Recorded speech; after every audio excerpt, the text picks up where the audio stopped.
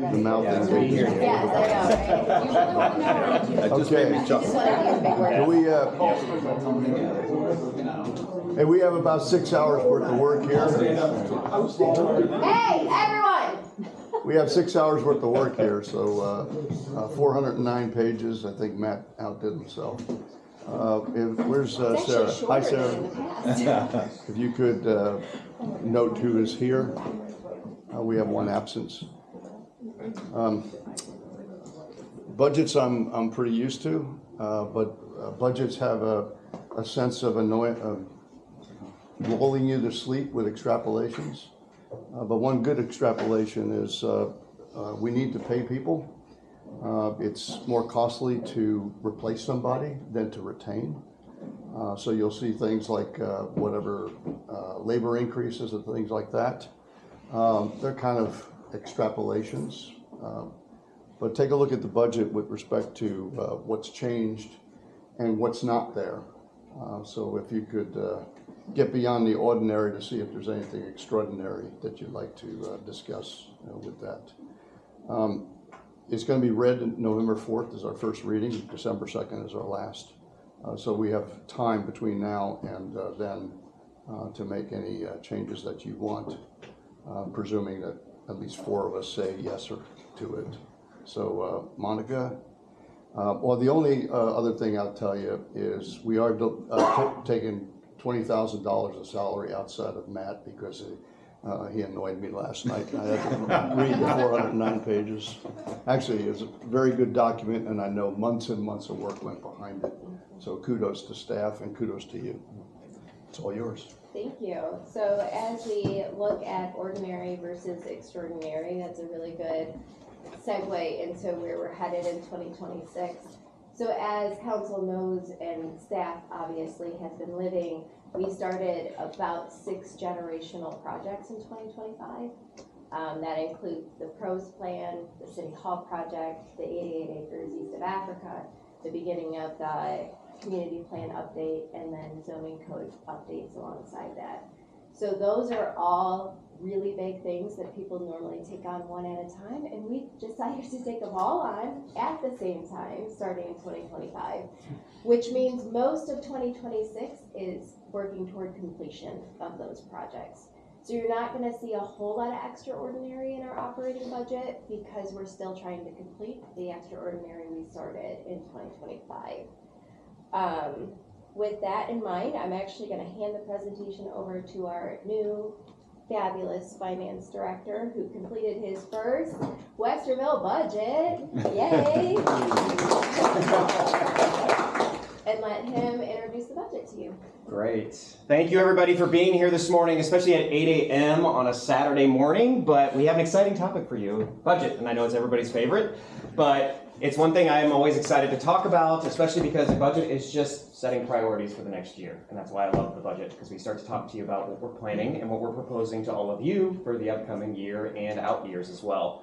So this is just a quick update for everybody. So we do have a quick agenda here just to outline who's going to be going when and when we're taking a break and things of that such. And so our goal is actually to start right now and hopefully be done by 12. And we built in a little extra time so we could ask questions along the way. But just to give you an idea, this is our expectation of who's going to be presenting and when. So to get us started, I thought it would be a good idea just to pause and tell you guys a little bit about how we approach the budget here this year. So what we did in the finance department along with all of our departments is we actually took a hybrid approach of what's called a bottom-up, top-down budget process approach. So typically those are done separately. You could either do bottom up, you could do top down. There's also another one called zero-based budgeting. But there's pros and cons of each if you do them independently. And so when you combine them together, you kind of reduce the cons of each of the processes and you enhance the pros. So that's why we as a city took the hybrid approach of the bottom up and the top down approach. So you're probably thinking, Matt, what does that mean? So we start with the bottom up here at the city. So what we do is we go down to those who touch the budget the most. Those are going to be the users who are actually submitting purchase orders, working on the actual events that we host, the priorities that we do on a day-to-day basis. They're the ones going into the system, entering the data themselves because they know it the best. They see it every day. They have seen the inflation over the last couple of years, and they're thinking about the out years as well and what's going to happen in their departments. So they're the ones actually going in there, entering the budget into the system, and then we're rolling that up to each of our department heads, who then review it, because they may have a couple divisions underneath their department, and they review it as part of, hey, does this make sense? Are the expenses normal and what I would expect? But also to say, does this align with our strategy at a department level? And so then what they do is they roll that up to the very top, where it goes to the city manager's office and the Department of Finance, and that's when the top-down approach kicks in. And so the top-down approach then is high level. That's where we say, hey, what do our overall revenues look like? How solvent are we based upon what's been entered at the bottom-up level? And then we also think about what's our strategy this year. Of that curved strategy structure that we always show in that slide, how does everything align to council's goals that we set? And then what happens is they start to kind of gut check all of those data that they entered for the budget, and they say, is this aligned? Are we solvent enough? Do we need to make adjustments? And then adjustments are identified and then trickle down to that bottom level to be adjusted again. So what's great is that you lose some of the cons. So for example, when you do just the bottom-up approach, essentially what happens is that you get people in there, they're entering data. Sometimes they lose sight of those overall revenues and they enter in a kind of a wish list. And so by doing the top-down approach immediately afterwards, you extract all of that to kind of get it all in line with the strategic mission of the city. So you get a lot of the pros and you really minimize the cons. And so this approach really helps us ensure efficient budget planning, but also aligns to all of your goals that you set at the council level. So to just give you some quick 5-year plan highlights, we wanted to hit on a couple points that are the most interesting and the most important. So first and foremost, we are investing in personnel. And so we're doing it in 2 different ways. So the first is investing in our current personnel. So for some of you who are at the executive session, you may have heard a little bit about this, but essentially what we're trying to propose as part of this budget process is a few enhancements. So first and foremost, we did the comp study this year, which evaluates all of our current employees' salaries and where they sit in their pay ranges, and then compares it to market to say, are we aligned with market? Are there changes that need to be made from a salary perspective and also from a pay band perspective to ensure we're remaining competitive? Additionally, we're investing in benefits as well. And so when we talk about benefits, we're not only growing our benefits, we're adding a couple new proposals for enhanced banks for leave and some other mental health benefits that we have. We would like to expand those a little bit more. But then we're also subsidizing a little bit of that cost, because right now health insurance and the expenses we have for that keep rising. I mean, the industry is anywhere between 12 to 15% every year in medical benefits. So what we've been doing is proactively working with our vendor that provides our health insurance to not only buy down that rate to get it to an affordable level for all of our employees, but then we have been very fiscally responsible in this area, and we actually have some cash balance available to buy down the rate to make our rates even more affordable for our employees. So that's how we've been proposing investing in our current staff, and then we're also planning to invest into new staff as well, of which I'll have Monica mention a little bit about what we're doing there. Sure. So before we even talked about adding full-time employees, the team took a really deep look at their current structure. So there's actually quite a bit of changes in each department that are about reorganizing and reinvesting in the staff that they have. So if you read in the budget, there's about 8 different positions that were actually reclassified. And that's because a certain position that's been there and done that forever and ever and ever can actually be reused in a different way. So that's what those reclassifications were. And then we came down to actually adding 3 full-time employees. And one is actually a request from the city manager's office to add an assistant city manager of public service and utilities. So if you noticed, we have just over $1 billion in assets when it comes to our utility system. And the utility system itself is really tied to health and public safety. And so super important things. And the utilities itself also makes us incredibly unique in this, in Central Ohio. So all of those together, along with the assets that are tied to it, I feel that we're really at a place, at a fork in a road, really. We could continue to do everything the way we've always done it, and we would be okay. And we would be okay for a while. But I also feel like it's time to give some concentrated energy to the utilities, do a lot of strategic planning, do a lot of process improvement, really focus on our people, and that will make us super successful for the long term. So I just wanted to highlight that I think it's a really good strategic partner for the long term of our utility systems, our processes, and our people. And so I will be asking for that position. Just wanted to add that we actually used to have a director of public utilities back in the day, and actually before my time. It's actually a charter level position. We're adding public service to it, which is basically who manages the assets we do have. But the extraordinary nature of Westerville, people don't understand. It's not just the electricity or the water, but we have a reservoir. We have so many things that are complicated, and EPA standards are complicated. National electric standards are complicated. So I, for one, support the position. Thank you. You'll also see in police, I won't take their thunder, but they are asking for a position. It's a full-time assistant accreditation manager. So that's, yeah. So that's to help you guys, or help all of us accomplish the goal of getting CALIA certified in all three, the police, the dispatch, and the academy.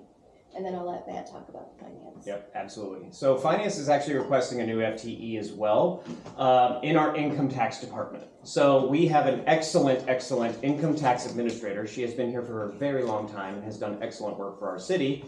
And so as you can imagine, you know, as everybody puts in almost 30 plus years into the system, they're starting to plan for retirement. And so what we're trying to do is be proactive, because this particular position, there's not a lot of candidates out there, so it's going to take us a long while to recruit, especially a good candidate. But then once they get here, we want to have some overlap time with our current administrator so that they can cross-train and be able to learn how we do things here at the city of Westerville as well. So what we're requesting is an assistant income tax administrator, which we would hire early strategically, take the time we need to, spend those months recruiting the right person, and then have a strategic overlap with our current administrator before she retires. And so what's great about that is they get to cross-train, but also that individual will not only be learning the job on the job, but will also help our department catch up on some outstanding income tax revenues from prior years that we are trying to catch up on. So that additional FTE will help with that as well. And then at the time where that individual does step down and retires, this person would step up, fill the role. City management would look at that position and see whether or not it's required in the future, just dependent upon what our income tax revenue looks like. Especially with East of Africa, some West Star sales, things like that. We expect that revenue to go up, and we'll evaluate the need at that time. Again, this is something, I say this many times, we're less than 1 cent on the dollar in overhead for our income tax department, and the amount of collections is extraordinary and going to be even twice extraordinary because of the late next year there. But the other part of this is Rita is 2.5 cents on the dollar, and Indiana is 5 cents on the dollar. We're at 0.9 cents on the dollar. So again, I, for one, fully support. Thank you.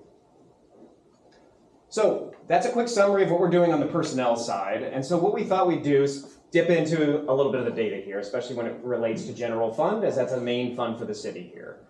So to give you guys an expectation, overall, across the 5 years, the general fund operating revenue growth averages 2.8% throughout that 5-year plan. Subsequently, relating to expenses, expenses are projected to grow at an average of 2.25%.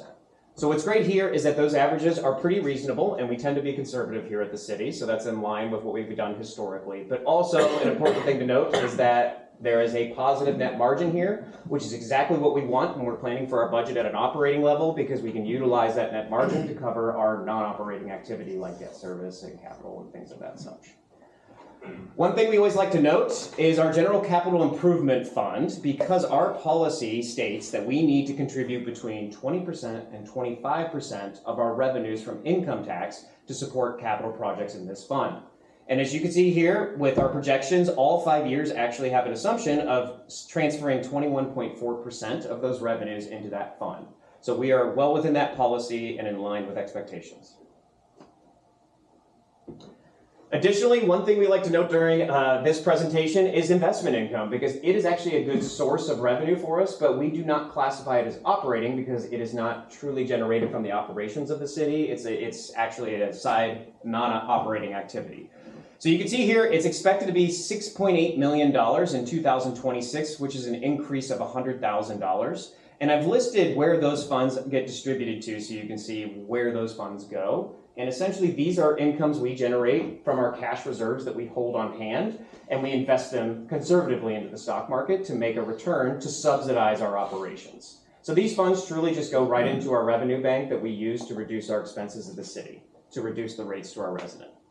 Now, I do want to note that this is very sensitive to the market, as you can imagine, because as interest rates come down, so do our investments because of the conservative nature of our investments. So that's one factor to consider. But two, these are our cash reserves. So as we invest strategically in the city, we're utilizing some of our cash reserves. For example, our City Hall project, we utilize those cash reserves. Our grant funds, we may get those in immediately, but not spend them as quickly. And so as we do spend that cash down, and as some of the market changes, we may or may not see ups or downs in this revenue. And so we always keep a close eye on this investment income because those changes can occur. And so in the out years, while this $6.8 million is very healthy, we will likely expect a trend downward. And we've worked with all of our departments that receive this money to let them know that that's coming so we can plan for it appropriately. Before you get into the, I did want to mention that we're one of the few cities that actually do a 5-year plan. We appropriate the first year by law. So it's a 5-year plan. The only challenge I would give to you is looking at 21.4% for 5 years. I understand the 2.8 and the 2.25 are probably conservative numbers. So there's probably, the point I'm making is I'm not sure we're keeping up with our capital maintenance. So that 21.4 may be challenged, and you may have to get closer to 25. As we discussed, the bug dust of spreadsheets, we may want to look at our infrastructure and see what needs to be applied to it. So anyway, I just wanted to put that out there, that the 21.4% is good for this cycle, but it may need to be improved to keep up with capital maintenance. And we are keeping an eye on that infrastructure and ensuring that. And the 21.4 is based upon what we're currently planning for, but we are keeping an eye on what we're planning for the future outside of that. So thank you. So I won't steal Mr. Monticelli's thunder here because he's going to present this to you in more detail, but we just wanted to put a quick note here. So the average resident utility bill increase is set to be $19.78 per month. And again, Mr. Monticelli will present that shortly. The final and one of the most important factors that we look at is our fiscal policies and the funds that are governed by them.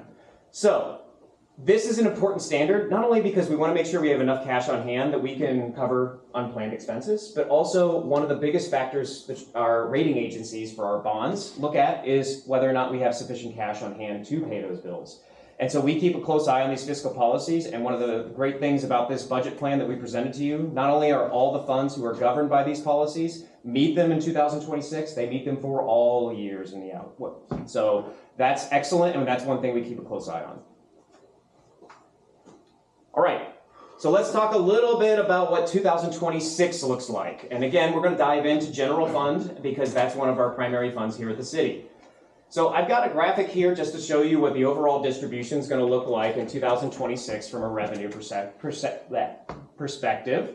And then there's also a chart here. So you can see here our income tax is expected to be $47.5 million in total. Our property tax is expected to be 6.3, and our intergovernmental revenues are expected to be 2.6. So as you can see here, those are our three primary drivers of the income in the general fund. And then we have a few other categories listed as other, which we consolidated together just for sake of brevity. And so you can see here our total revenues are just shy of $60 million to the general fund, which is an increase from 2025 original budget of 5%. So what we thought we might be good is to kind of detail each of those three main areas for you so you can have an idea of how we built that forecast. So for income tax to start, we want to give you an update on 2025. So 2025 has been a very strong year for income tax. It was a strong year the year before, and we've grown even more on top of that. So right now we're expecting total receipts to be pretty much $69 million for income tax. And a majority of the increase we are seeing is driven by net profits. So these are the profits given for all the businesses here in town based upon their performance throughout the year. And so it tends to be a little sensitive to the market, because if they have a great year, we're going to get more revenue. If they have an average year, we may not get as much. So it tends to be a little sensitive. And that's why we're being a little cautious in our budget planning, which we'll talk about here in just a second. So you can see here, that's the distribution so far based upon our projections for 25. But the good news is $69 million. I mean, that's the highest we've ever had. Income tax is performing very strongly, and it's on top of an already strong prior year as well. So what we did this year is we actually did a collaborative process for our income tax forecast. We worked closely with our economic development group, and we went by employer for the top 25 employers. And we said, what we did is we kind of quantified that qualitative information, and we built out our forecast for the next 5 years based upon what we know for each of those top 25 companies. And so that's how we derive the projections that we're seeing here for the income tax forecast. So as I mentioned, 2025, we are seeing a very large increase in net profit. Just alone in 25, net profit alone has grown 48% to date. That's how big of an increase we have in just that area alone of the 3 metrics for income tax. So what we're doing in 26, we're being conservative. We're going to say, hey, let's take a breath. We've had a lot of growth. So we're going to just keep this conservative and see if this holds, because we don't want to keep continuing that rate if we don't know if it's going to hold in the future, because we want to make sure we're being conservative in our revenue expectations. So you can see here in 2026, we have growth of overall income tax growth of 0.5%. And you can see here, based upon the 3 main areas that we have, where we're projecting all of that growth to be. And again, we are being conservative. We are doing a 0% growth in net profits because of the huge growth we've seen this year. So we're being conservative in that way. Now, for 2027 and onward, we're expecting that to grow, and we're going to bring that back up to normal levels. So overall, that income tax is going to grow almost 2.5% annually.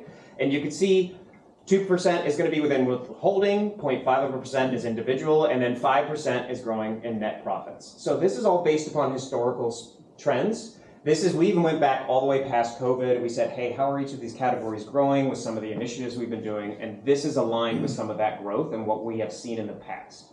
And so again, the story here is 26, we're taking a breath, we're being conservative, seeing how things go, and then 27, we go back to normal.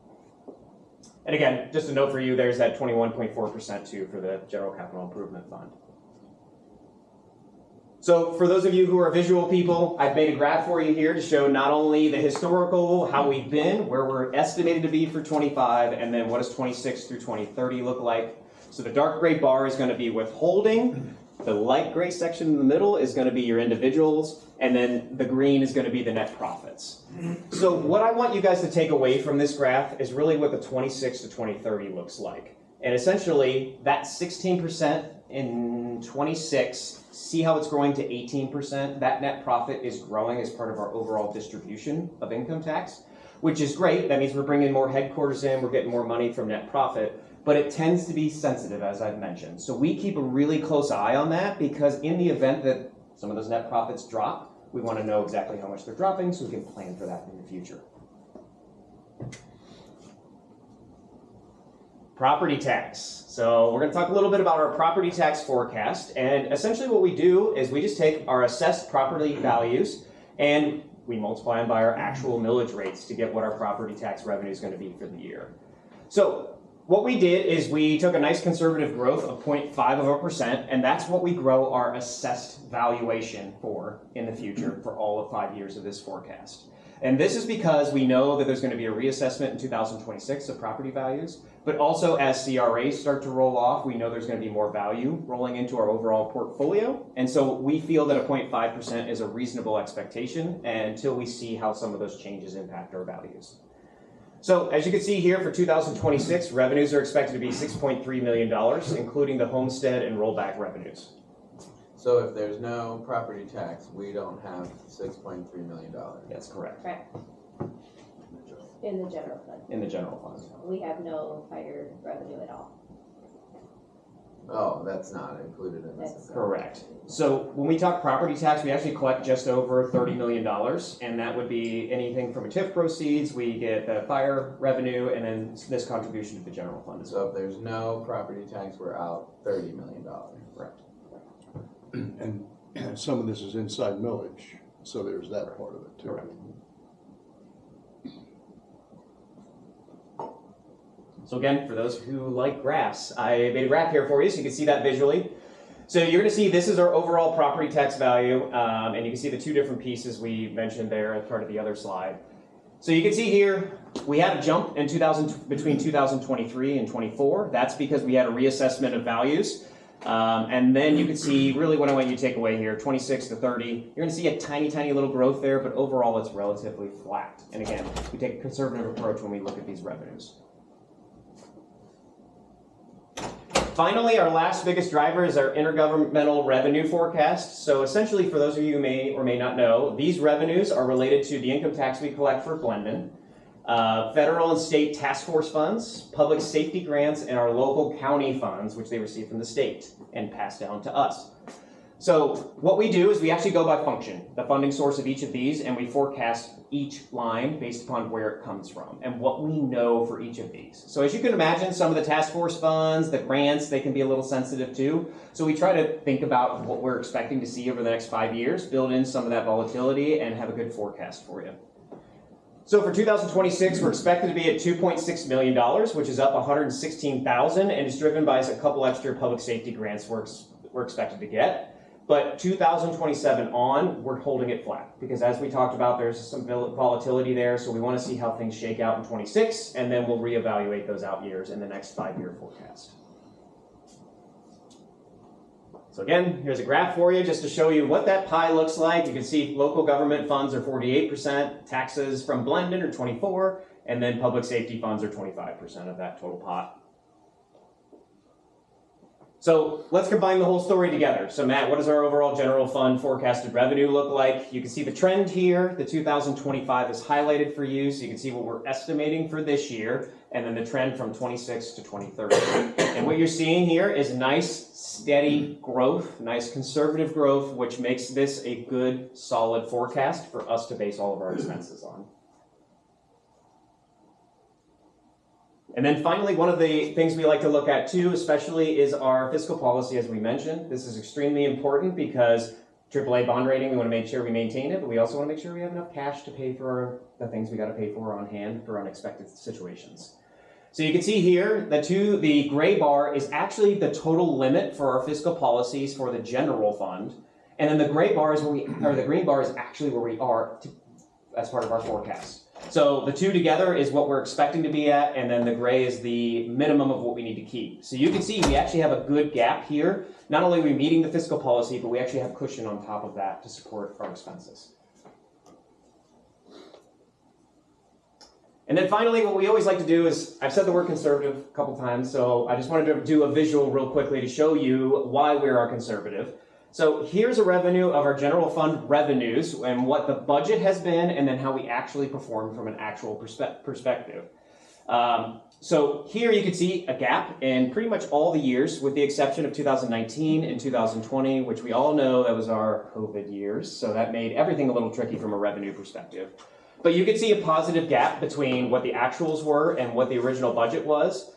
And that's why we budget very conservatively. We want to come in lower with an expectation that our revenues come in higher, so we can guarantee we can cover all of our expenses throughout the year.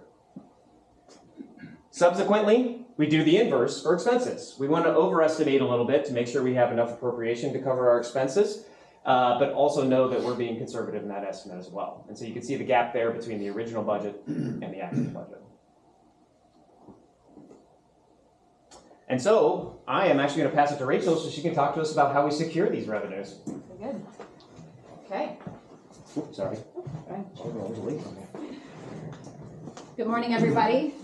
Thank you very much, Matt. Appreciate taking the time to offer context and background around how we go about doing our budgets and kind of a little insight into the strategy behind all of that. So I appreciate being able to kind of take a look at the rationale behind what you'll hear later in my budget. But on the revenue side, again, we have a very robust budget, a lot of exciting projections, but we need to make sure that we again have the revenues to ensure that we can execute on our budget once it's approved. So to do that, council saw a version of this slide last year. So looking at our total income tax revenues last year, you might recall this number was $64 million. We have successfully grown the pie, which is our mandate here to 69 million is our current projections going forward. So how do we do that? A lot of this goes down to something that we talk about relentlessly at every single meeting. This is about our commitment to strategy. We're always going back to council's strategic priorities. Council will go again in this upcoming late winter, early spring to set new priorities with the new city council. Our team is consistently going after achieving all of those objectives. But it's a team effort. Every single one of us in this room and our teams on down to the frontline staff are fully engaged in achieving those objectives and carrying out that mission. And lastly, Matt talked a lot about that the word conservative. We want to make sure that we're being conservative so that as generational opportunities are presented, we have the ability to be bold, capture those opportunities, but continue to maintain the trust of the public, which is ultimately what we're here to achieve. So again, a little bit of insight into how we go about doing that here. All this comes down to income tax revenues for the most part. And as Matt mentioned, we had an extremely healthy year last year when it comes to the income taxes, and a lot of that was driven by net profit taxes. So not paying attention to the screen here for just a moment, those are probably the most volatile of all of the revenue projections. As you can appreciate, the IRS likes to make things complicated, so there is a very complicated form that goes into the calculation of net profit taxes. They're typically based on 3 factors related to personal and tangible property, so again, what the company owns, the gross sales receipts and the services performed, so within the community, the sales that are being made, and then payroll and headcount. So there's a complicated factor that goes into that. So that's the reason why you can appreciate it's incredibly important to us as part of our economic development strategy to recruit and retain company headquarters, because those are the ones that are going to be holding real estate, having those sales, and having the highest income producing jobs. So it's just a quick look back in time here. Looking back at 2010, you can see who our top employers were. JP Morgan Chase Bank was our top employer, had a couple of facilities across town, Mount Carmel Health Systems. A couple of companies here on the list that are highlighted in bold here, those are no longer on the list. Some of them have declined in headcount, some of them are no longer here at all. But the good news is, through our economic development strategy, our efforts that we have, again, relentlessly been committed to executing on, we have done nothing if not better, in my opinion. We have recruited companies like the Marzetti Company, which was our first publicly traded company to call Westerville its headquarters. They don't own property here, they lease, but again, they have significant sales and headcount here in our community. It's good news. You can see our top employer is now Vertiv. Vertiv continues to expand, and they moved their headquarters here in early 2023. So again, as we look at those net profit growth opportunities, Vertiv being in the data center space with the growth of AI, we see those continuing to grow. But that doesn't mean we can take our foot off the gas pedal. We need to make sure that we're building strong relationships, and every single day continue to make the case to them and their leadership that they need to continue investing here in the city of Westerville. Other new companies that have added to the list here, Central Ohio Primary Care Physicians. Obviously, they now have a 3-building campus here in Westerville and continue to be part of our efforts to recruit others to our medical mile, like Orthopedic One. Not on our top 10 list, but certainly a top employer that's within our top 25. It's that virtuous cycle that, again, is our commitment to strategy. So again, as we look to 10 years from now, we want to make sure that this list continues to have great companies like this. And again, that all comes down to strategy. Rachel, we Yes, have please. net profit because we have headquarters. That's a lot of it goes into it. There are other companies that might have net profit as well, even if they're not headquarters. But Okay. the probability of having strong net profit tax receipts goes with having a And headquarters. that's what the company pays us, not the individual employee. Yep, correct. Okay. Yep. So again, it's based on the company, their net profits, as well as their employees are also paying their 2% income taxes to the city. Great question. So again, as we're looking to the volatility and uncertainty around the property tax question, incredibly important for us to look at the income tax revenues going forward. Next slide, please. Can I ask you please. if net income, does private equity upset that apple cart?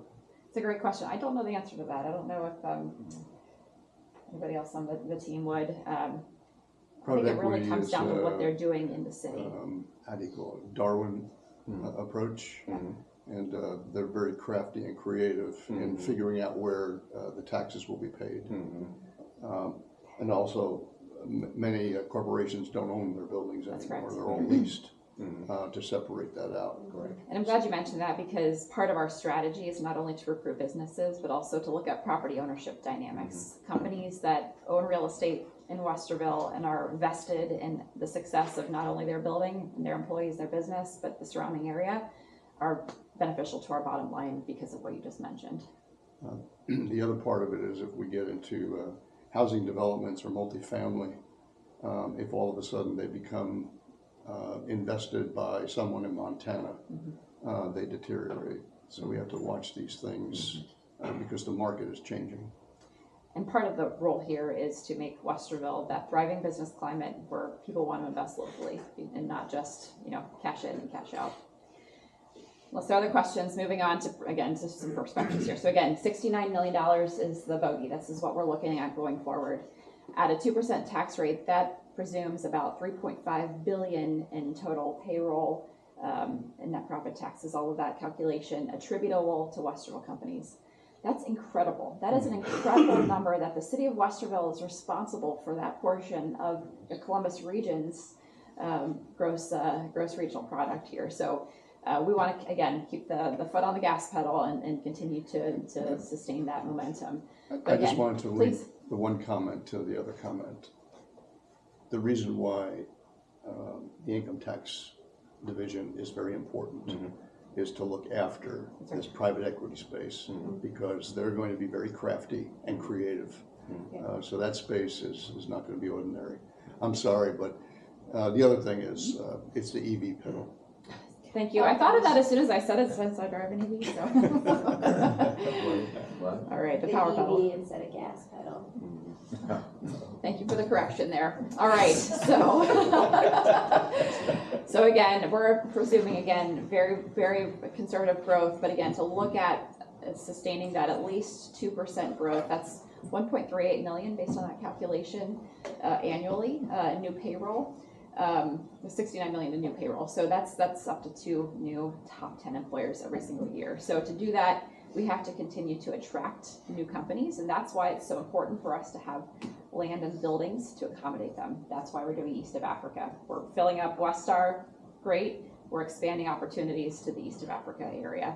But it's also an opportunity to expand existing Westerville companies as well. Again, I've mentioned companies like Vertiv, COPC, and others continue to grow here. We want to make sure we have the space to accommodate that. And on the workforce side, this also grows by skilling up and continuing to pay employees within the city of Westerville better as well. So again, making sure that they have access to the workforce and the skilled talent that they need is an incredible part of our efforts to achieve that ongoing growth metric. And to do that, again, we always go back to strategy and the last slide here, just to make the point visually, which is, go ahead. Sorry. Nope, that's all right. Just strategy and planning. Dave Eflin in the room, we're very, very close friends. We work very, very collaboratively to make sure that our strategy is linked up with our economic development strategy is linked up with our land use and infrastructure and all the other components that go within our soon-to-be updated community plan as well. So that means about 600 to 1,000 jobs. Could be, but again, The 1.38 million, I'm trying to reconcile right. how many jobs. it could be at a net number, 600 to 1,000 jobs, but it's also about growing payrolls, growing net profit taxes. So it doesn't necessarily have to be that many new people within the city. Gotcha. Great question. Thanks for clarifying. And unless there are any other questions, I'll be handing it off to my friends at the Division of Police. Thank you.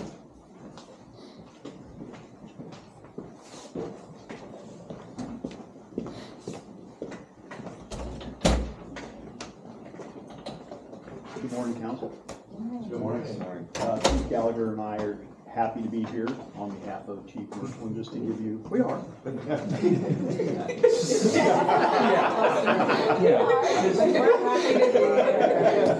We are glad. We are. We're happy to be here to give you a brief overview of the Division of Police operating budget for 2026. I will be talking a little bit about personnel stuff. I'm going to let Chief Gallagher talk a little technology. It's just a cool truck. We're more pictures and fewer bar graphs. That's okay with everybody.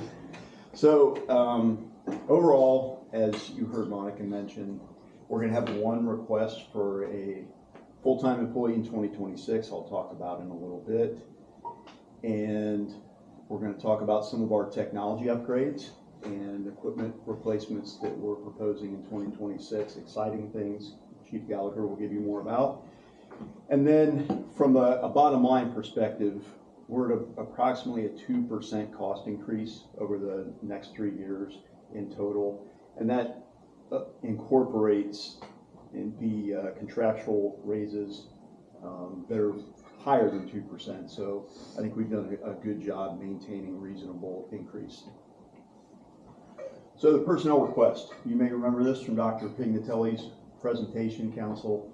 This is in pursuit of our continued accreditation, not just for law enforcement accreditation, which is the standard for CALEA, but also for accreditation in our communications section, and then eventually to our police academy. Sorry. Oh, that's okay. I got too excited. It's easy to do. We have bright, fun pictures and graphs. I just wanted to say that this position will support Dr. Pignatelli, but it's also going to be able to specialize more because there are so many standards that go into communications, as much or more than law enforcement itself. Thank you. Okay, in the vein of personnel updates, we're anticipating more retirements in 2026. It's not going to change. We're going to have more in 27, more in 28, and we're trying to stay ahead of that. So some of you I know were in attendance for our Police Academy graduation last Friday. It was awesome. So those 4 are on the road already. They're in uniform. They're looking great, getting trained. We had 4 other officers that we hired earlier in the year who are already certified, and 2 of those will already be on the street solo patrol by the end of the month. And you may have seen on our social media, we are recruiting right now for as many as 5 openings by the spring. Our applications go live October 20th, so please feel free to tell your friends and neighbors to jump on October 20th and apply. Is that for the academy or for people that are already certified? So for both. Okay. If you're non-sworn, that's great. We'll be happy to take you and we can get you into the spring academy. If you are sworn, then you don't have to go to the academy and we'll bring you right into FTO. Okay. Good question. And turn it over to Chief Gallagher. Again, we promise no further slides with charts, graphs, anything Mr. Yoda used, our allotment of those. So I got pictures, I got stories. Ask questions though. I will do my best not to cop speak you about it, but this represents some of the cool technologies and some of the cool things that we are proposing that are going to help us do the job and achieve that safe and vibrant community that we're looking towards. So the first thing to discuss, our flock camera system. I think most of you are familiar with it. Rolled out the program a few years ago with this intended planned completion that we are now presenting to you. Basically, we didn't want to just throw a couple of them out there or go extreme and be paying for something that was not needed. So really did this phased rollout. In 2026, this proposal includes 16 new cameras, some moving around of the ones we already have to be more efficient, but really have shown the successes of this program, and while also being mindful of the privacy and every concern that the residents were expressing to us as we rolled it out. Pointing out a couple highlights from 2025 that we have had already. At the top, just a simple story where we had an individual that was breaking into vehicles, and next thing we know, as that person took off, actually struck one of the victims with the vehicle. And very, very quickly, we're able to identify the individual, the vehicle. Without having the flock system, would we have solved it potentially? I have a lot of faith in our investigators, but that made it much more efficient, much more easy for us to hold that individual accountable for the actions that they did. Conversely, on the other side of it, these missing individuals that we constantly see in the news, the elderly individuals oftentimes that are saying they're running the store, next thing they're a couple states away. And some of those have ended tragically.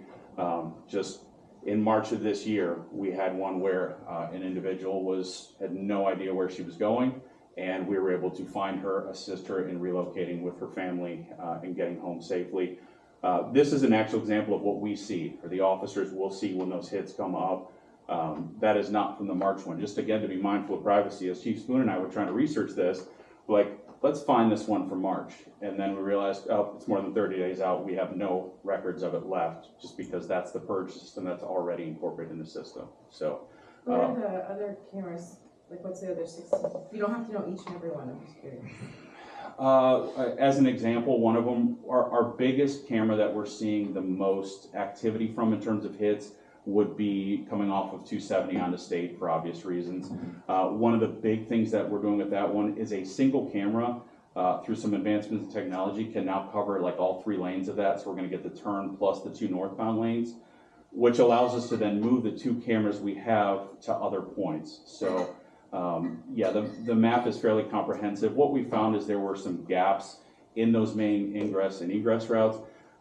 There's going to be a little bit more coverage around like the Schrock Road area, because what we're seeing are hits along that 270 corridor, and literally, you know where our building is. By the time officers, even if they're responding from headquarters, we're finding those individuals off the hits can, you know, pick one of 6 or 7 directions. So this kind of secondary net, if you will, helps us to kind of wayfind and identify where those individuals have gone, because cops get really frustrated when we see something significant or somebody that is here to victimize our community. We get a hit and then we can't find them. It's a very frustrating thing. So that's kind of one of the main goals of this phase completion, or the plan completion with this phase 2 that we're doing. So when you say plan completion phase 2, so with these, what do you mean by completion? So early on when we did this plan or this rollout, we met with flock representatives who basically have done rollout plans at cities across the country. They come up with a development. You also have to kind of do that with an asterisk because they're salespeople, and we'll say, buy 150 of these things. So it's a balance of being efficient, but also comprehensive in coverage. So what we looked at initially to not overspend and prove out the system was hit our main routes in and out of the city. This represents that secondary thing of what we have seen over the last 3 years, and also what we identified 3 years ago that were potentially needed but not vital at that time, if that explains kind of how we have gotten to where we are. All of this from day one back in 2022, 23-ish, when we're looking at, was always where we had hoped to land with having these cameras all over the place, plus educated by what we've seen in the last few years. So by completion, you mean for 2027, you don't anticipate needing more, or? Correct. Okay. I mean, I think they're great, so I guess my little plug would be if we need more in 2027, you know, that is what it is. Yes. If it's a useful tool. We'll constantly look at it. We've engaged with our partners at Parks who have some interest in some of their properties. Yeah. Flock has rolled out a system that integrates both a license plate reader and also a live video type feed that has some additional benefits. So we'll constantly look at it as an evolutionary program. But right now, I think we're pretty satisfied with where we will be after 26. Yeah, cool. I'm not concerned with how we use it.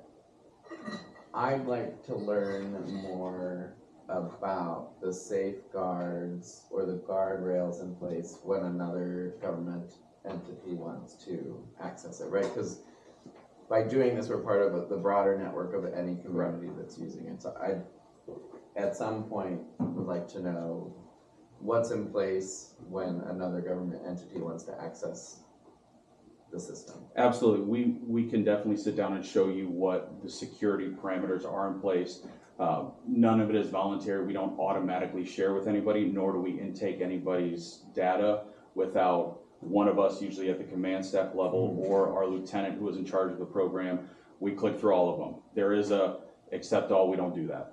And all of our partners are generally local police departments, sheriff's offices, or the state level across the country because of the sharing. But then even as we share with people, we can choose what data we share. We're not going to give them our hot list. We're not going to give them anything other than potentially these plate reads within that 30-day timeline that we have for historical data. But we are very mindful of that. That's one of the things we wanted to make sure, because these things are very prolific. There's thousands and thousands of these things across the country. We want to make sure that our the federal level in terms of relation to that, we did a deep dive into it, made sure that our data is not being used for that purpose. Is there some possibility down the line that an other agency would search outside, which would technically be an illegal search, which would have potential ramifications both at a criminal and civil level? Yes, but we are absolutely assured here that we are not going to do that, nor have we done that at any of the searches that I've seen. You got what I was asking. Well, We knew it Little was bit, coming. we all yeah, I think we all did, but to me, public safety is the most important. I don't care what agency, whomever, whatever, but if it's criminal or public safety, to me, that's paramount. Yes, sir. Any other things are not public safety. I agree with you 100%. Thanks. I'll talk a little about this one. This has been a significant project that we have been working on to try and update, modernize some of our issues or our technologies that we have. What we found with our TASER inventory, while functional, we're starting to lose even the ability to purchase our batteries, extra components, just because they have gone end of life. So by engaging with our partners at Axon that we have used for years and years for our body camera and our dash camera system, we are looking at a whole new TASER inventory with the most up-to-date technology that is, again, the most tested, safest, less lethal option that we possess. Interestingly, this also includes a new comprehensive training program. We have more VR headsets that we're going to start using that have even a de-escalation. It's kind of funny, it's an AI-based system. Assistant Chief Dixon was already testing it out and found out if you say some mean things to it, it says some mean things right back to you. So additionally, right now with our guys and girls to actually qualify with a TASER, they shoot a stationary target. It's fine. With this system, we would actually have a TASER suit be worn by an individual. I will say when I brought this up to staff, we had quite a few people who were maybe volunteered, we'll say, to don this TASER suit and be tased by our officers. They say it doesn't conduct electricity, but that's on you. Well, it'll depend. If the vice mayor's active, everyone will probably not volunteer. Yeah. I still have nightmares about her shooting this I will tell her. Yeah. Yeah. This consolidates all of our technology through Axon as well in a cost-saving contract for the next several years. Additionally, to kind of help future-proof us, we are partnering with Axon for a US-made drone. There's a lot of volatility as it comes to Chinese-made products. Right now, we have used the DJI drone. That's a Chinese-made company that has represented kind of the state-of-the-art of the available ones that we have, but with the potential that those are banned even the next couple months, we wanted to make sure we still have that drone capability to be able to, deploy it at special events as you guys have seen, searching for individuals and a multitude of calls that has become synonymous with. So is that drone, so the other one, state of the art, is that one that's good? I had one of our firefighter partners literally go line by line with the camera and say, yes, it doesn't, maybe we can't zoom into like 71 from here like we can with our current one, but it's very good. This drone was actually adapted from one that's used to scan bridges and infrastructure level in kind of surveys that has been now for us a fantastic tool. It has thermal capabilities.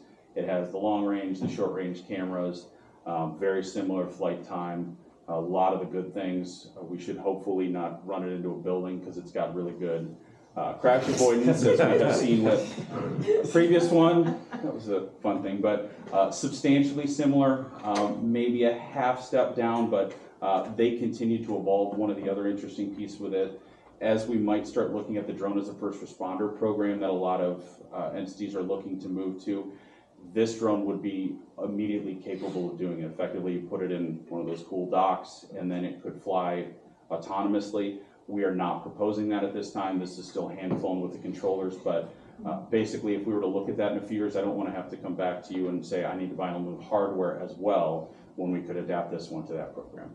You mean like when my house catches fire, the drone's gonna zoom up and then let. That's a fairly simplistic way of looking at it. That yes, that a lot of agencies are starting to run like certain call types, it automatically flies up. Still requires a lot of waivers from the FAA. It's not a completely drawn out program just yet, but I would say that that's really the trend that we're seeing in the technological market, especially as it relates to drones, for a partnership for both us, our fire partners. It could be used in electric to check, you know, some of the lines as they go, and a multitude of uses. But this is a cool program because we're already starting to lean towards that while being a handheld flown one, just like all the current ones we have. So how many drones will we have then? If the DJI ones, right now we run 3. If those were to be effectively shut down, this would be our only one, but then we have some kind of safeguards that we're building into our budget and some other additional funding sources that we could look at. Other ones should we need them, but we just at least wanted to start this one and kind of hedge our bet to make sure we have something, because again, we hear one day these things are going to be wholly banned, and then the next day it's like, okay, maybe you just can't get parts and you can still keep flying them. So until we know, it's hard to make a decision, but I think this is a good compromise to get us capability, but still making sure we're not losing everything. What's the lead time on that? Like, The is it drone? readily available? Yeah, we anticipate, with your approval, sometime around February, we're going to start seeing many parts of this proposal start to come shipped into us, from the tasers, the VR headsets, and the drone. It's a somewhat readily available, but that's what they're projecting. 45 to 60 day lead time from about the start of the year should we sign this contract and move forward. I said this from fire, but we should consider a first responder foundation. This is the kind of stuff that an employer would fund with SCBAs and drones and things they could see and buy, which would be readily available. They're probably not going to buy the window cleaning or something, but this is the stuff. Yeah. So it's a foundation. I don't know if we separate one from the other, but a first responder foundation would be. This is ideal for it. Probably my last time I'll say that. Is that something Matt just sets up? Like, I know Mike's been saying it, but I don't know how to do it. It's complicated. Oh. That's why Mike keeps saying it. It is an opportunity, because I know anyone that does an EMS run, somebody will write a check. But it's just a little bit more direct, and employers, I think, when Rachel's there getting to 1.38 million, she could probably get another $500,000.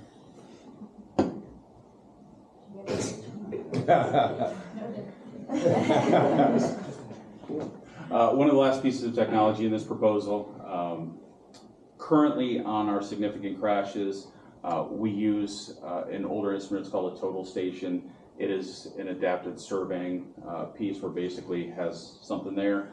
Officer goes and stands with a post. That's how we're able to do basically a measurement point diagram of what we see out there. That has now reached the end of life, so we have been planning for a proposal for a replacement for quite a while. What we are proposing is a 3D scanner. Uses an infrared laser to basically spin around while also having a camera on top to take 360-degree pictures. Benefits of this stuff we haven't seen. The efficiency piece, we go from taking an hour or so to complete a scene to minutes. Additionally, our current systems cannot be used indoors. This can be used indoors for any significant crime or incident that we would need it. It is a fantastic product that has been in use by the state of Ohio, the BCI investigators, for quite a few years. Really, where this is rooted in, this would be used for our most serious crimes or most serious incidents. We have to get those right. We need to be able to hold individuals accountable and be respectful and responsive to those victims of the crimes, to be able to show what happened and to be able to really put a comprehensive professional package through to court that a judge or jury will have no questions as to why we did what we did and why this individual needs to face the punishment that they do for these significant crimes. It's something that we have been able to take pictures of an inside of any kind of a room, house, whatever it might be. Now all of a sudden we're creating a 3D point image that puts an individual in that scene, and it's something unlike really any other technology available. So really exciting piece for us. It's at a competitive price to what we have seen in the past as technology has started to come down. So really excited on the investigations front for this piece moving forward. Can you do a demo when you get it? I know, I want to see it, so cool. I will teach you guys how to run the thing. Thankfully, you just push the button and then you gotta run away really fast unless you wanna be 3D scanned and also in it.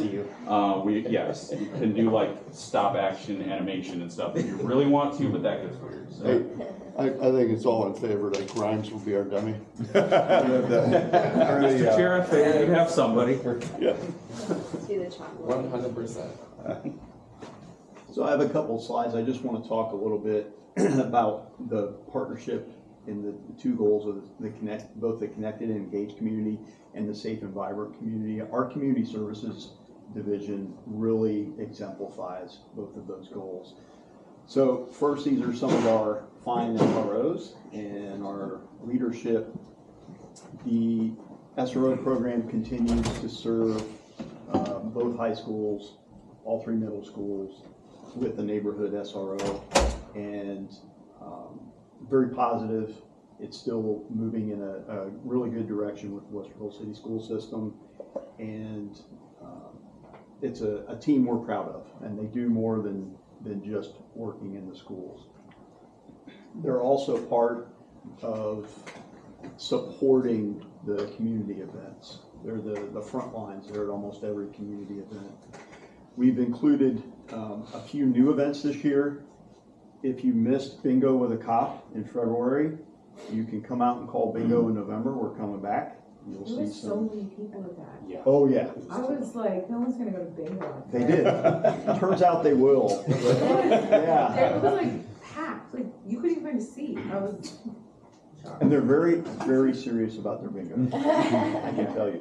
But we were there. It's a great opportunity for us, again, just to be out and see people. And there were people, obviously, that were very serious about their bingo. There were other people who were just wanting the opportunity to come up and talk to a cop when they didn't have to call them to their house. And it was wonderful. The second one that we started this year, partnering with a local organization, was Hooks with Heroes. This is where police department and the kids came out and we helped teach them how to fish. Hooks with Heroes was a name that we ended up with. I was in support of cops and bobbers, but I may still fight for that one day. But we've got Hooks with Heroes as the moniker now. Fire department came out and helped us with that this year. We're planning it again next year, and it's a fantastic event because you've got kids coming out that may not have the opportunity and the guidance and support to learn how to fish. Not only they come out and they learn how to fish, but they leave with the fishing pole and the tackle, and they get to go and do it in their off time. Can I say one? Yes. I know that it's always a long day for all of you, but I know that it's a long day for our SROs on the fourth Friday to do school and then fourth Friday. But it's really impactful that our SROs are at fourth Friday and they know the kids' names, right? They don't know all the kids' names, but Dixon knows all the Blendon kids' names, right? So everybody knows. It's cool that they can redirect, right, by name, and the kid also has that relationship. So it does make a huge difference that they're present at fourth Friday. 100%. It's a key. It's why they're at every event. And we can say technically, yes, they're mandated to work fourth Friday, but we wouldn't have to mandate them. People in this section are committed to schools and the community, and they would be there anyway, even if we didn't. But I appreciate that comment. The last slide we have for you related to environmental sustainability. Thank you to our partners in electric. I think as you have heard, we're looking at we had always had a covered parking option available looking at the Justice Center, but through partnership with them, we're looking at now making a solar roof system throughout basically our building and then all of the parking around back. So that will be a fantastic program that I'm sure Mr. Monticelli will go into. Speaking of our vehicle selections, we continue to only, whenever possible, select hybrids or EVs. We run the 3 Tesla vehicles now that you guys are familiar with. Our Hybrid Explorer continues to be a very useful tool for us. And kind of a switch, we've moved our detectives and the rest of our administrative fleet as much as possible as we replace to hybrid vehicles. Just trying to be mindful Cops are notorious for leaving their vehicles sitting and running because of all the electronics and equipment that they need. This allows us to save fuel while also being relatively sustainable for the environment. Good question. So you say the unmarked fleet is now a majority, but we have 3 vehicles, so. We have 3 Teslas, but then we have 8 to 9 detective vehicles, Okay, that sounds like- some additional vehicles that like our academy staff uses, stuff like that. Overall, I believe we run somewhere in the area of 20 to 25 unmarked vehicles that are separate from the police cars that you see. That is what we are transitioning over towards a hybrid fleet as much as possible. So we are on track for the covered, the parking? Yes, the engineering, so engineering's nearly complete for the community center, that's the first project. Second project is the police department. So we've started preliminary engineering and moving towards final. Sweet. I'm a great fan of Clean Energy Ventures, but I would like to know what the calculation of the debt service is in the purchase dollar. Because there may be an opportunity to have them do the solar panels and us with our AAA bond ratings fund the rest of it. My guess is their debt service is higher than ours. But they are able to capture federal funding that we are not allowed to capture. That's why we're using them as the main company for the PPA. I stand corrected. They're just to interject, sorry, the schedule, the final power purchase agreement has a buyout provision throughout the whole life of the contract. So if there is a point in time where it does make sense for us to debt it, buy it, and then own it, that's on the table. Okay, yeah, Michael is blocking you, that's okay. Thank you. That is what we have for you on the police front. We'll welcome any other questions, but on behalf of all our employees, we thank you for our support. We see it day in and day out, how much you support us, and it is appreciated. I appreciate you guys staying ahead of the retirements because a police officer doesn't come fit on day one. So just like fire as well. So thank you. Yes. Yes. Good morning, everybody. Go ahead and roll into the fire department here. Obviously, we fall under the umbrella of the safe and vibrant community. EMS, we are continuing with our technology and giving the highest level of care. We're training a lot with Nationwide Children's Hospital, OSU, Mount Carmel, and Ohio Health to make sure that our paramedics are up on all that cutting edge technology and our current EMS protocols. In the last year, unfortunately, we lost Dr. Orth unexpectedly. He had been our medical director, I think, for almost 30 years. And we were actually in the process of working on his replacement and also hiring an assistant medical director. Unfortunately, that got pushed up a little bit, but we do now have a new medical director and assistant medical director. They're actually coming in and training with all of our crews on a pretty regular basis, and they've actually come in and rode the medic with our crews as well. So that's been a welcome addition to our fire division. Just to let you know, based on our operations budget, which includes our personnel, the equipment, maintenance on all of our equipment, we took over 6,210 EMS calls in 2024. So we're staying pretty busy on that. Karen, our community service coordinator, she's funded with some opiate funding grant at 50%. She's been working across all the departments within the city and also in Blended Township. She created a new program within the last year called Follower ID. So if we go out, we get a lot of what we call lift assist, where we have to go out to people's homes and help them back up. She's identifying those people. Our medics are getting phone numbers asking if it's okay if Karen reaches out, and she's following up with them to see if there's anything we can do to help them better prepare their homes, so to prevent trips and falls. But in 2024, Karen has assisted over 317 of our residents. So that's home visits, connecting people to services. But again, that safe and vibrant community, especially with our older adult population, working with them so they can age safely in their home, be safe and happy is what we're after there. It's doing the math, that's about an hour, every hour and 20 minutes. Yes. And EMS run. Yeah. Just give you perspective on this, and that's not gonna go down. No, and I mean, if you just stand at Station 111 and watch the medic go out, I mean, it's constant. By the way, Karen's great, I know firsthand. Yeah, nobody will deny that. Not from me fault. Yeah. Thanks. Yeah.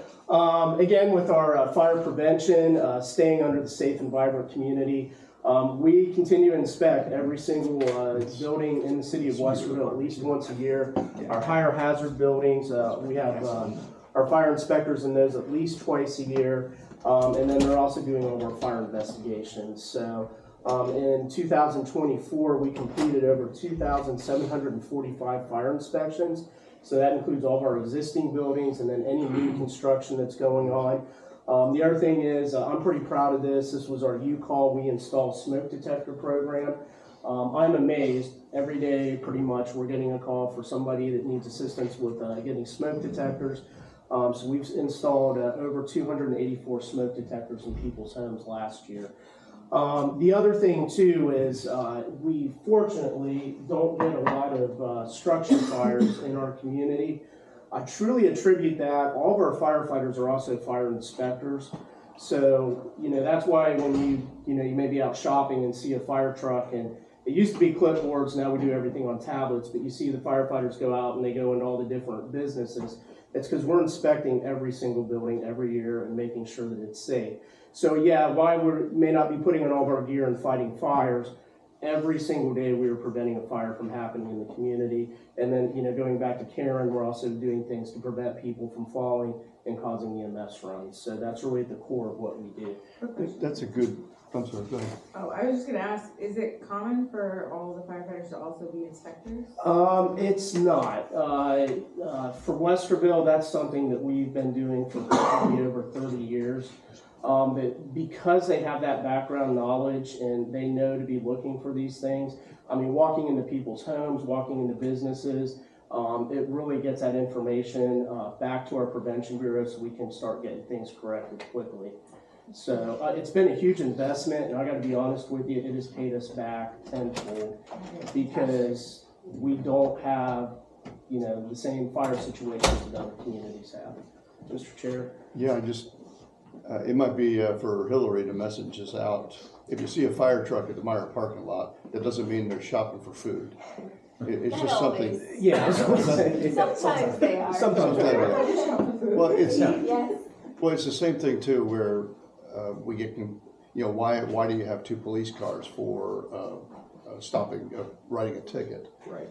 Just training or actually education and residents saying, you don't know who's in that car. Yeah. And one other thing I want to mention too, the state did come up with like a lower kind of fire inspector level, and we were looking at it to see, do we really need to send everybody to inspector school? And it actually came back that position wasn't a legal position in the state, and they disbanded it. So at the end of this year, anybody who had that certification, it's gone. So we're still at that higher level and maintaining that. So they all go to inspector school? Yep. That's so cute, but that's Yeah. awesome. But, and then also too, we talk about succession. When people retire out of my fire prevention bureau, pretty much everybody's eligible to apply for those positions as well. You still ISO 1? Yes, we are. So getting ready to go through it again, so go ahead. Does having the inspection certification impact compensation? No, it does not. It's just that everybody has it. So, The expectation of exemplary municipal service in Westerville. Is that yes. Okay. Again, continuing with our safe and vibrant community, the Opticom system, we installed 25 additional intersections this year. So I really want to thank Economic Development, Planning and Development, and Electric for partnering with that. Again, it's pretty neat. I have it in my car, so when you turn on State Street and you just see all the lights turn green in front of you with the fire trucks in front of me, it is making a difference, and it's really helping us out. With the congestion, and we know that there's going to be continued growth within our community and the areas around us. It is helping us get to scenes just a pretty little neat. bit quicker. You can get home faster. And so my drive's pretty short, so I'm okay. And then we're also continuing to provide fire and rescue services with highly firefighter trained train firefighters and modern equipment. We talk about, the environmental sustainability. The majority of our tools now run on batteries, Milwaukee batteries, which is amazing to me, including the Jaws of Life. But we do a lot of training. Obviously, EV vehicles are becoming more of a thing, the solar panels that we're starting to see. So we're really working hard to keep our firefighters ahead of all that and understanding how to respond to those types of incidents and operate safely. The other thing too is the technology. All of our firefighters have thermal imaging cameras now. They have their own. So we got a donation through the Shriners that allowed that here within the last couple of years. And just to give you an idea, and fire type incidents covers pretty much everything. So if somebody smells gas or a fire alarm or service calls, it's not just responding to fires, but in 2024, we responded to 3,242 type incidents other than EMS. So overall, that puts us over 9,500 calls in the last year. Go ahead. So our goals completed. Obviously we're doing really well in technology. Again, we really appreciate council's support. Our apparatus, we've replaced all of our frontline fleet within the last 8 years. We're still in those delays on vehicles. I have 3 medics right now that we're waiting for delivery. I'm hoping to receive those within the next year. And then the other thing is building resilience in our firefighters, both physically and mentally. So just like the police, we're working with a local clinician for mental health, making sure our firefighters stay resilient just based on the stresses of the job. And then we also have a company called 3F Fitness, it's firefighter fitness, that comes in and works with all of our crews and people individually. So that's where we're at as a fire division right now. You can go ahead and go to the next slide. Some things that are coming up, obviously we're continuing with recruitment. I hit a little bit of a snag here recently. I've got a few people out on injury, and we have a few vacancies that we're trying to get filled, but we're working through that. Obviously, we're always working on training and development and always looking at advancement in fire and EMS technologies. ISO is coming up. I actually met with them this week. Will be evaluated the first quarter of next year. There have been some changes in the grading and how we're doing it. I was also advised we're going to be graded by 18 people this time because we are an ISO class 1. But there's some things I got to look to see that we necessarily don't have control over. The state fire code is 10 years behind right now on an update. That's going to have an effect on us. So there's some outside factors, but we're remaining optimistic that we'll maintain that one. And then obviously we're always working on our apparatus replacement. The fire fund, our revenue summary, we're healthy right now. We have enough funding to get us through 2026. So next year will be our 10th year in the current levy cycle. But as we discussed earlier, the thing I'm losing sleep on right now is what's going to happen with this property tax at the end of next year. I've worked with Matt here and the city manager on, I believe we have enough money to carry us through a year if all funding is lost in January 1st of 2027. And then, obviously we're going to have to sit down and kind of figure out what our path is forward. So a lot of dust has to settle, with the where we're at with property tax, over the next year or however long this is going to stretch out. But that's kind of where we're at right now. And then the other concern is if Glendon loses property tax, I don't know what mechanism they're going to have in place for their funding. The other thing I have left is EMS billing, which brings in between 1 and 2 million, probably closer to the 1.5. But the other thing is too, Medicare, Medicaid changes can have a pretty significant too, but there's just a lot of unknowns out there right now. So, yeah. I don't think property tax is going to go away, Okay. especially if they see that first responders are going to be harmed. Having said that, there needs to be, we need somebody lobbying or watching and lobbying. So we're attacking it on several fronts, but right now, believe it or not, in the state of Ohio, it is polling at a 60% approval to get rid of property tax. And they're collecting a lot of signatures. Statewide. So outside of our central Ohio bubble of highly educated individuals who understand the consequences, the state as a whole is not at that same level. So we are watching it very closely. We are watching all the 40 different pieces of legislation at the state level right now, which is not to eliminate, but to reform property tax. It's kind of a scary situation right now, and we're doing everything we can. We're also preparing for if it does go away, what do we have to have in place to continue to move forward? And we're gonna find a path forward for our residents. That won't be an issue. What will be an issue is our relationship with London Township. The townships only can do property tax. And the only reason they can do income tax is in the Gen Z with us. So there is no revenue source for them to continue to pay for our fire services. And so then we'll have to look at hard billing, which is a nightmare.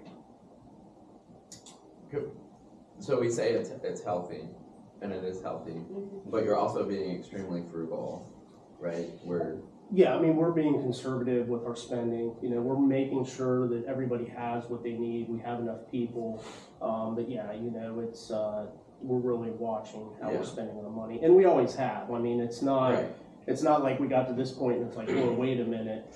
I mean, we've always been very conservative and making sure that, you know, we're bringing the value to the residents that they expect and deserve. But like we put on hold your upgrade to Station 111. Like there's a lot of things that you're not getting because you're trying to maintain the healthy with what we have. You have less cushion because of your frugality. Yes, and less certainty. Less asking for money. Yeah. You have to answer any other questions? One more question. Yeah. I know we had talked about in the past hiring ahead for retirements. Are we doing that? Do you feel the need to do that? We just went through a recruiting process, and we had a few that did not make it through background. So I had a buffer of 12 people, but I have a lot off on injury right now. And then, like I said, our last recruiting, we had quite a few that didn't make it. So we're falling a little bit behind right now, but we've always had that 12 buffer to keep us ahead. So, but like I said, there's some unforeseen things that are going on right now that's created a little bit of a challenge for us. And this has literally just come up like in the last week. But we're working through that. So. Did that pension bill pass? Last. Not yet, they're Last still June. considering it. I mean, it's still on the docket, but it won't get done by the end of the year. For fire and police. Correct. Thank you. Thanks, Chief. Thanks, Chief. Good morning, everybody. For those of you who have not met me, I am Hillary Bates. I'm about a month into my role as Community Affairs Director. And so before getting into some numbers, I just thought you should see the faces of Community Affairs, which of course I'm the newest one. You're probably familiar with these other folks. See them out and about doing their role, which is connecting residents and visitors to Westerville with the information they need, like when a road is shut down, and also with the information they want, like how to sign up for a Parks and Rec program, and also putting on really fantastic events like Pumpkin Glow, which is happening right now, that attract people to Westerville and help them connect with each other. Okay, so one of the most significant investments for community affairs is the community guide. And I know you all have not seen yet fully the 2025 survey results, but just to give you a little sneak peek into that, the guide remains by a substantial margin the way that Westerville residents tell us that they most find information about the city and city programs. When I say by a wide margin, it's more than twice the resource that the next resource that they say is a primary source of information, which is the website. So it's a print publication, and of course you all at last council meeting just approved the contract for the printing of it for the next year. Also, like I mentioned, events and special programs like State of the City, like Pumpkin Glow that has a beautiful day right now, maybe a little bit more beautiful than tomorrow. You'll see later on our social media, which is also a really great way that we meet residents. We'll be sharing that if you have a ticket for tomorrow, we will be honoring it today. I don't know if you all have taken a look at the weather. Yeah. Okay, so bed tax revenues. Some of them come into our community partner fund, which is the way that we take some money from that bed tax and reinvest it into the community. As I'm getting to know this program, I'm getting to know how unique it is for Westerville. We really reinvest some of these dollars in the community in a way that's pretty different than other communities. And in fact, we get a lot of calls, I hear, from other cities wanting to know how we run a program like this, because they're interested in doing it themselves. So that's that $250,000 community partner funding. And you can see some of the other ways that that bed tax is distributed. Yeah. This, Yeah, go ahead. actually, it's the community partner funding. Go ahead. Yes, thank you. Sorry, I misspoke. Okay, so this is what I was mentioning. So this year, there are 17 organizations and programs that applied. Their total requests were about more than $90,000 over what we had to distribute. So there's a committee that meets and really looks at a rubric that looks at what has the broadest community impact of those and made funding decisions and have recommended awards for your approval with $245,000 with a $5,000 contingency fund. There's usually a small contingency fund just for those really compelling, impactful things that come up during the year. On the community partner funding, actually, I'm glad it's separate from the political realm. It's a good thing. My question, and I have absolutely no problem with the 3 people. I'm just wondering if the 3 people should be 7 people. That we should have more of more input from the public side of things. Again, I have no problem with the allocation. This used to all be the cable TV fund that came from it. And actually, I'm glad it's on the bed tax side of it. Again, I'm perfectly happy with the outcome. I just was surprised that we only had 3 people. Yeah, so obviously I'm just getting to know the program, but I'm going to note your interest in that. And I think as we're looking at the process, there's always opportunities to involve more people's voices. So yeah. Any other questions?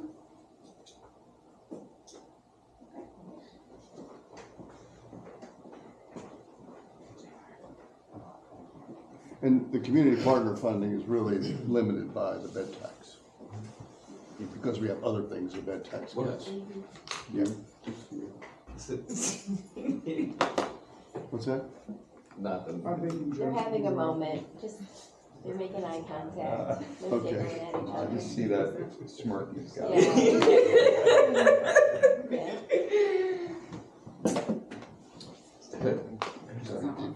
I'll fix it. Poker with Sorry, David. we're having a technology moment. Good morning, everyone. This is the HR department. We have obviously John, who's our HR manager, and 3 staff who are currently HR coordinators. In this year's budget, we've asked for them to be reclassified as HR business partners, as simply to be more of a support to our departments and be able to be full service for each department. A little more expertise, a little more responsibility for them as well. So you can go to the next slide, Matt.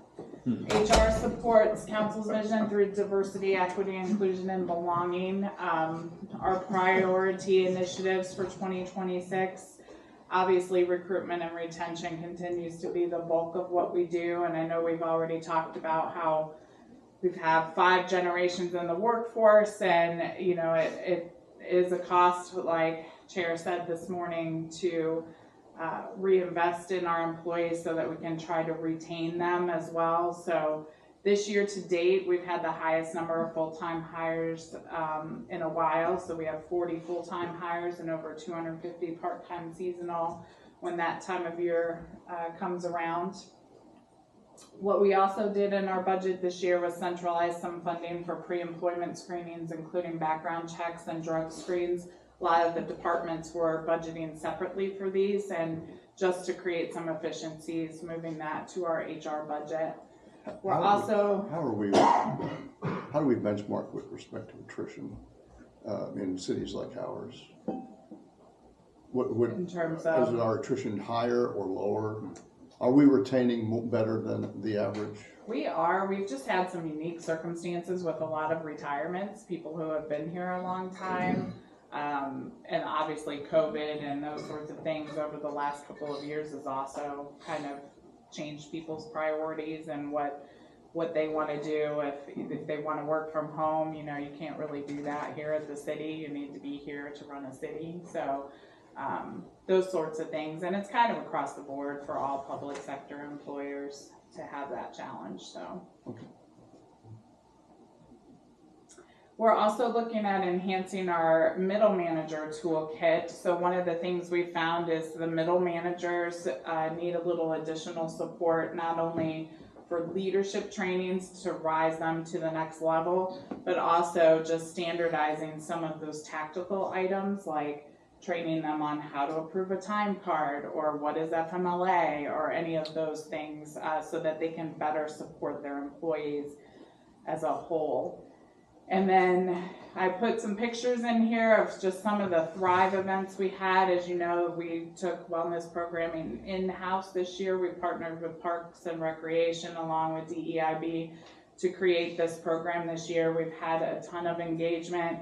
Even our city manager got in a boat for our engagement. So it's been a really successful program. It's created a lot of engagement across the city and cross-functional departments. And so we're going to continue that into 2026 and really do some good things. We even have a biometric screening coming up for our employees to get to know their numbers in case they don't pair with a primary physician. Just one of the many things that we're trying to reach every employee where they're at and create that well-being. Are you upset your vote isn't the picture? Didn't you win? He did. Michael won. Finance is already traded in next year.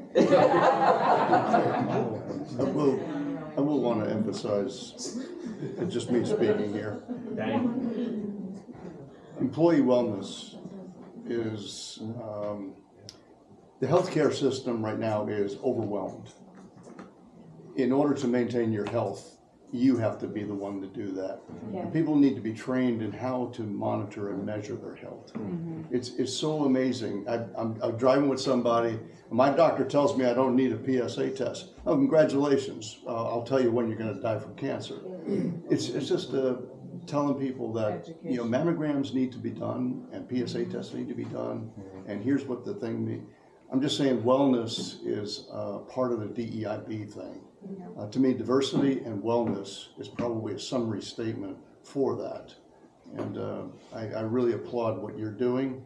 And I think from the health side, maybe we could actually partner with the fire department to actually get people to understand how they manage their own health. Anyway, just a way to help our employees and actually retain them. Yep. Thank you, Stacey. Appreciate that. Yeah. So I have a question. Since the DEIB thing was brought up, how is the downsizing going to be communicated from going from a department to a coordinator or what have you? Well, actually, that hasn't been decided. It was just shared with council as a possibility that that's how it's going to move. At this point, depending on how the election turns out, we'll see what council's priorities are tied to DEIB next year. So we're actually going to wait until your strategic plan in February to find out where council stands. I am not a fan of filling a position not knowing if it's a stable position or not. And again, depending on the election, I'm not sure we have the full support of council to keep a DEIB position. When we hired Stacey, when we moved to, from like an HR manager, which is to me the 90s version of HR, to an HR director. An HR director in their purview and portfolio has DEIB. And having it separate didn't make any sense to me because employee wellness, hiring, all of that is under that HR umbrella. How did it make sense years ago when it was created as a separate department, but it didn't make sense now? I don't understand what. Can I go? There's a couple negatives there that, not you're being negative, I just didn't understand your statement. What is it, the ultimate outcome that you think should be? No, I'm just asking, you said it didn't make sense to have the EIB separate from HR when it was created as a separate department a couple of years ago. Because we didn't have an HR department. Basically, it was over the DAS person, and it was an HR manager, which is more of a making the trains run on time type of thing, whereas an HR director is much more strategic, because DEIB is a lot about hiring. It's also a lot about employee wellness. It's a lot about the metrics. And then there's also the coordination with procurement to make sure we get diverse procurement and things like that. It's just a notion. There's no political statement in this that I'm making. All I'm saying is that Just under. it should, what's that? Nothing. Go ahead. I just, we need to look at how other companies do this, and that's how they do it. If you separate it, then you're wondering who actually is the hiring manager for the city. And it's just, how does it work? How does it monitored? And I think the HR director position is a much better position that we elevated now. Of course, the future council could decide where this role is. I just ask you to consider the coordination issue. To Ken's point, whether or not it's a coordinator or director, we're gonna decide in January, February. So the February strategic retreat is where I'll be asking some pointed questions of council to make sure we're still on the same page. If we're still on the same page, the position itself will most likely be put in a coordinator position somewhere. Whether it's in HR, which does make sense for hiring and the Thrive and the wellness side, or parks because it makes sense tied to the programming and events. We don't know yet exactly where it's gonna be. The position itself will exist in some way, shape, or form. It depends on whether council gives me the support to make it a director position versus a coordinator position. And what the goals of what they actually are to be implementing at the end of the day. Because right now, now that we have the framework done, a lot of what DEIB is doing is more technical. So it's not a director, it is a coordinator, it's someone who's making sure it's getting done. Right. And so coordinator makes sense today. If in the strategy you guys come up with much bigger strategies of where you want this position to go, then that would make it a different type of position. I just want to make sure that we're all on the same page before I hire somebody. Yeah, Because it's not fair to hire somebody if we don't know where we're If headed. there's a big turnover and they kill it. And that'll all be discussed in February. Yes, absolutely. Good. Yeah, because I don't want it to go away. Even at the end of the day, if it's not a priority of council, it's still a priority of administration. And we'll make sure that it's still tied to what we're doing every single day. It just might be more tactical than strategic. Does that make sense? Okay. This is frustrating. Any other questions for me? I'll pass it off to Rachel. Yeah. Run away. All right, you get to hear from me again, and I realize I think I stand between you all and break. So appreciate, again, we talked a little bit In about... conclusion. In conclusion. I already shared the why it's important to maintain our thriving business climate. What I'll be talking about here is briefly the how of what we're looking to do in the next 5 years. So again, highlighted by budget, this is the team, of course, that you're all familiar with.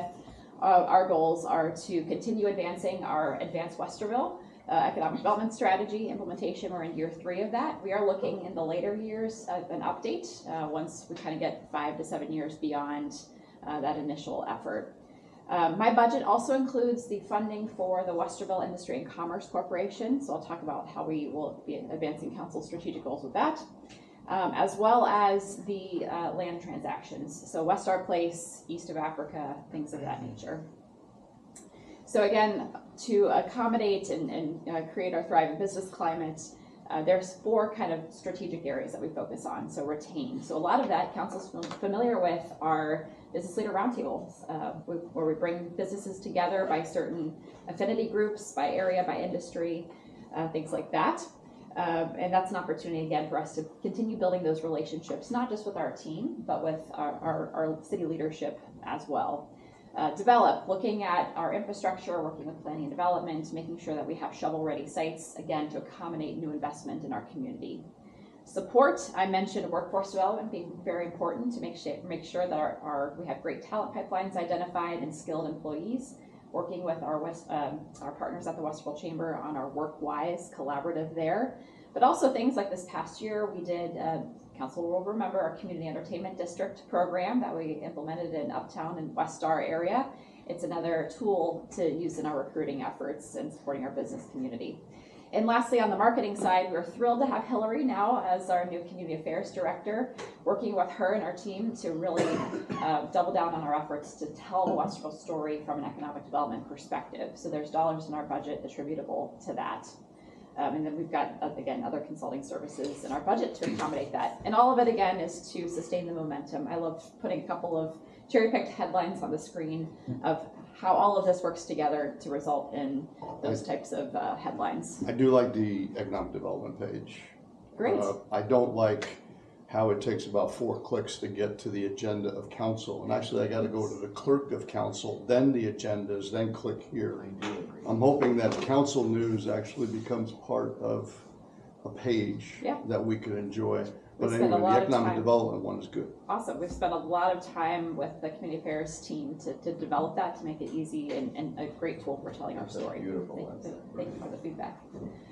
Again, I mentioned Westerville Industry and Commerce Corporation. So again, the city is the major funder and donor to that nonprofit economic development arm of the city of Westerville.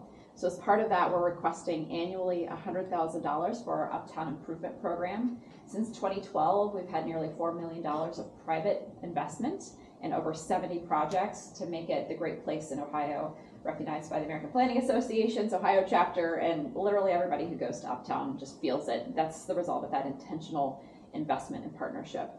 We're also asking for $200,000 annually for our fire suppression program, which again, council's aware of. We approved that new program 2 years ago. We've had 2 projects go through already, the High Bank Distillery rehab of 28 South State Street and the new 32 West College.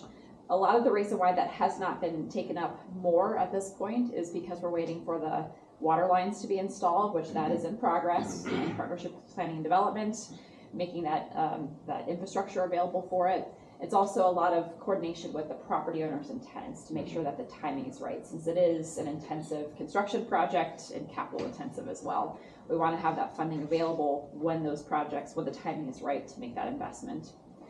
We also administer what we call our forgivable loans. So for companies that are looking to move into Westerville or expand into a new facility, they need kind of some upfront capital to make those investments.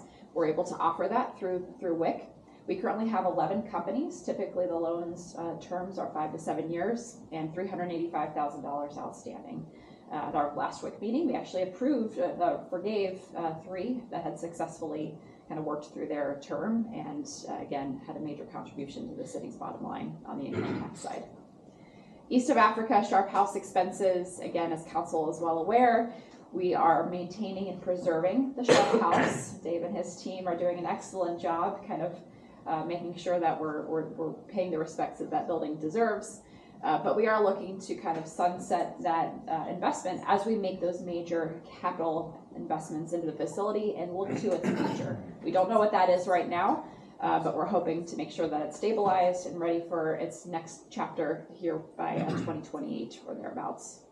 Can I ask a question? Yes, please. Is that just to keep it in the state that it is, or is that for renovation? Renovation, Jason, I don't know if you want to talk a little bit more about that. Yeah, I think the first phase is weather tightening it, so just making sure that it's stabilized, there's no critters coming in, there's no openings, and then also doing some tuck pointing on the exterior. It's kind of that first phase. So I think the intent is next year we're looking to phase 2 of that of the Sharp House in terms of keeping on that ongoing meeting of areas too, so that we can one day attract a adaptive reuse, a great adaptive reuse for the property. So on both. This first phase is, yeah. Eventually, someone else is gonna own it and repurpose it, but it's gonna still remain historic. Yes. Yeah, depending on the use internally, might need to make very different types of improvements, so to kind of getting that base canvas as much as possible stabilized, so. And then lastly, WIC is a great vehicle to allow us to move quickly for economic development opportunities, whether it's land acquisition, whether it's an incentive to work with a company to grow them or expand them in the community. So we are asking for $200,000 annually, again, for those strategic investments, projects, things of that nature. And then lastly, I mentioned real estate, which is also under the team's purview here. The map here, which you've seen before, shows the land that we currently have available in West Star Place. So we very creatively named B2 North, J, and E. And then we kind of went with the same theme, but added sub-areas instead of parcels. So for East of Africa, we've got the 5 different parcels that we'll be listing and currently are marketing as sub-areas A through E. So that's the priority. Obviously, we'll be looking to the future on 17 North State Street once Middlefield Bank is expected to vacate and relocate to their new West Star location here this week or next. Again, similar to the Sharp House, we don't have an identified end user for that. We're looking to make sure that it is stabilized, protected, safe, and good shape until we're ready to have a thoughtful conversation around its future. I know, Jason's not that creative, so it's A, B, C, D, E, F. That's right. But I wanted to know about X, Y, and Z. Sure. McGill, the other properties that were ADS, 800, Brooks Edge, or is that the next slide? It's not. So those are 3 of the 5 or so properties that keep me up at night. And we're definitely thinking through our economic development strategy, how we can, again, understand ownership dynamics. As we talked about earlier, that's a key factor that it could be considered an obstacle to, again, getting it fully back into production. Understanding, again, infrastructure, how we can support their next life as well. But a lot of it comes to what's the state of the current economic climate and private investment. It's a challenging time right now. So we're trying to get the pieces in place so that way when we have the opportunity, new ownership, ownership changes, ready for investment, we're ready to go to help support that. I think that we're probably going to, it would be great if your revenues and expenses are conservative. Yeah. Because we may have to do things like the South State Street post office.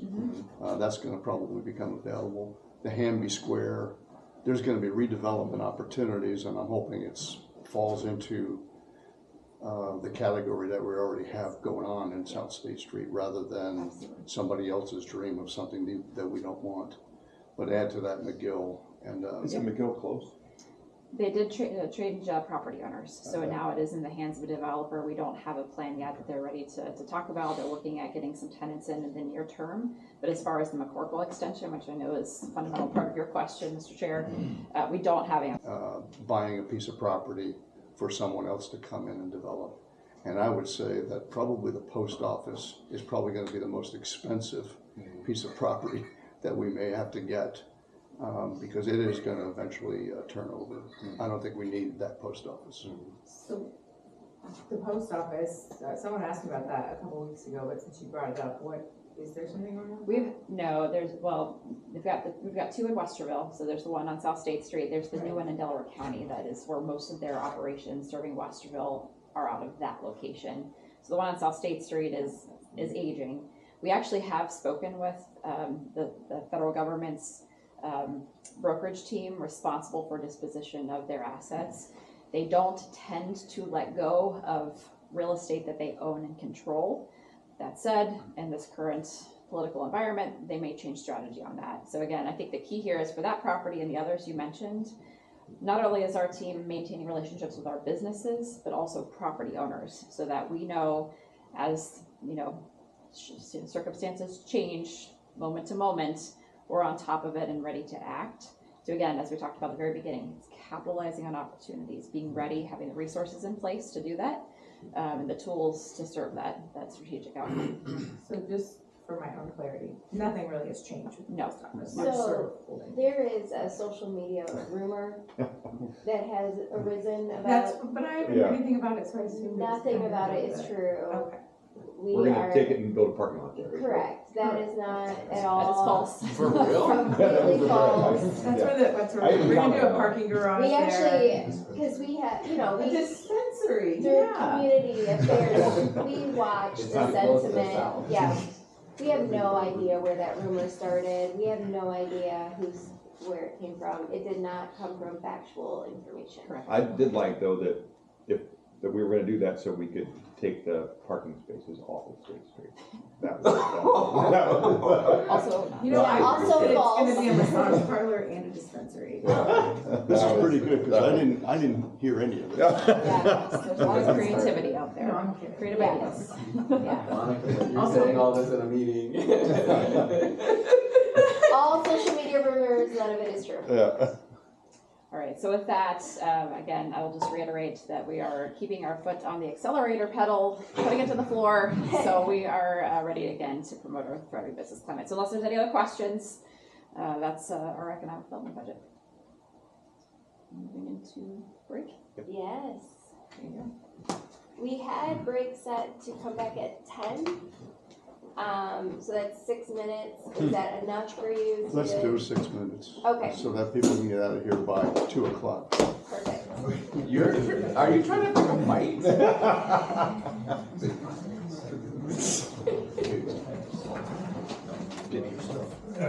I'm gonna say goodbye real quick, but I'll walk out with you. First. I didn't hear that. Yeah, I just Literally, heard it yesterday and I was like, Oh, I saw it the other week, I should have told you, but I knew it was told. yeah. I even made a comment, say never. Budget to develop that CIP. So there's a direct connection between those two distinct parts of the budget. And as Monica mentioned early on, 2026, we are really working towards the projects that we spent a lot of time in the 2025 CIP and operating budget talking to council about. And you'll see that as we go along. But Ben and I are gonna tag team this a little bit. Thank you, Dave, and thank you, council.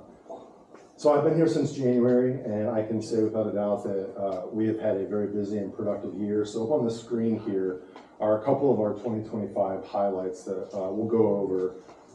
But I can say that it has been an incredibly rewarding almost 10 months being a part of what this team has accomplished. Earlier in the year, our team came in front of you with some code updates, which we started out with accessory structures. There will be, and Dave will maybe touch on this a little bit later, but there'll be a couple more code updates coming before you guys later this year and early next year as we continue that effort to modernize Westerville's code.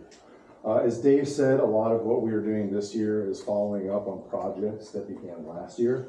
As you've heard multiple times, East of Africa Road infrastructure, huge project underway right now. Our staff is very intimately involved in that project, from engineering to inspections to working with our consulting firms. And I believe several, if not all of you at this point, have had the opportunity to go out and experience that site with our engineering staff, which they were very happy to do that with you. One thing that's a little closer to me and what I used to do at this state with grant work is our home repair program, which we're executing in partnership with the Mid-Ohio Regional Planning Commission. And this program, as you're aware, is to help residents of Westerville stay in their homes, to age in place, to make modifications and improvements to their houses so they can continue to live there comfortably and safely. To date, we've completed 15 projects with our homeowners here in Westerville, and we're on pace to complete almost 24 by the end of the year. So that program is in the 2026 operating budget for an additional $500,000, which is part of an overall $2 million approach that you as a council have authorized. So we're excited to continue to close up this year's work and to open up next year's work on that. Yeah. What's like the average cost of what we're spending per project? We're at about $23,000 right now per household. So it's pretty close to what we get. Yeah, Okay, it's odd how that trend line that worked out. And there's a lot of balancing that goes on in that. Sometimes we don't know the extent of the work until we get in there and get that inspected. Is there like a typical project, or is it all different things? All sorts of different things. Yeah, we've had several roofs, we've done some deck repairs, some sidewalk and driveway approaches to make sure that people aren't falling in their own properties, doorway repairs, bathroom upgrades. More on our operational side of things, our code enforcement division has completed 500 plus cases. Our goal there is to end those cases without going to litigation, and we have maintained a 90% plus pre-litigation closure rate on those for several years. I think we're at about 94% this year. On the planning side, we've had 80 board and commission cases come in front of us, keeping us very busy this year. Anticipate that workload to continue on about the same pace, if not higher, into 2026, especially as we have West Star and East of Africa coming on board. And then Dave will touch on this a lot more in a moment here, but we are in the process of completing the RFP process for the community plan updates. Oops, I jumped ahead a little too far there. And in conclusion. Can I go back? In conclusion. Yeah, I got you. There we go. So for 2026, our priority initiatives are right up there on the screen for you. The first two, I won't go into too many details on. They are technology related, but we are going to make some significant upgrades to both our CityWorks program, and we're going to transition to a Paymentus portal, which our finance department has already moved to for accepting payments from the public. So our goal there is to streamline the process with our residents to make it easier and to integrate with the rest of the city operations. So we're looking forward to working in partnership with our colleagues in IT and finance to make both of these upgrades to our software happen. Again, I touched on the home repair program. A smaller part of that, but no less important, is the Westerville Helps program. This is a smaller scale version of the home repair program, has existed a lot longer than the home repair program, but also designed to assist Westerville residents with needed upgrades to their home. We do have a social worker that works in our department, which is a very unique thing among planning and development departments. And by unique, we have not found any other code enforcement agency in the state that has an embedded social worker. Much like Karen in the fire department, and they work together. Yes. So Grace is very, she's amazing, and she is working with our residents to connect them with the resources that they need to get the help for their homes that they need. We also are part of the administration of the Coda Plus program here in Westerville, which is the micro transit program that allows on-demand rides through Coda. That is currently in our budget for, I believe, $515,000 is the baseline. However, Coda is anticipating moving to a new cost model for that program, which would be paid by the use rather than a flat fee for it. So as they roll out that new cost model, we are anticipating a reduction in our match for that. We'll know a little bit more in 2026 to be able to adjust then for the 2027 operating budget. The numbers that they have provided continue to show increased utilization of that program here in Westerville. So it's definitely providing a gap. Yes.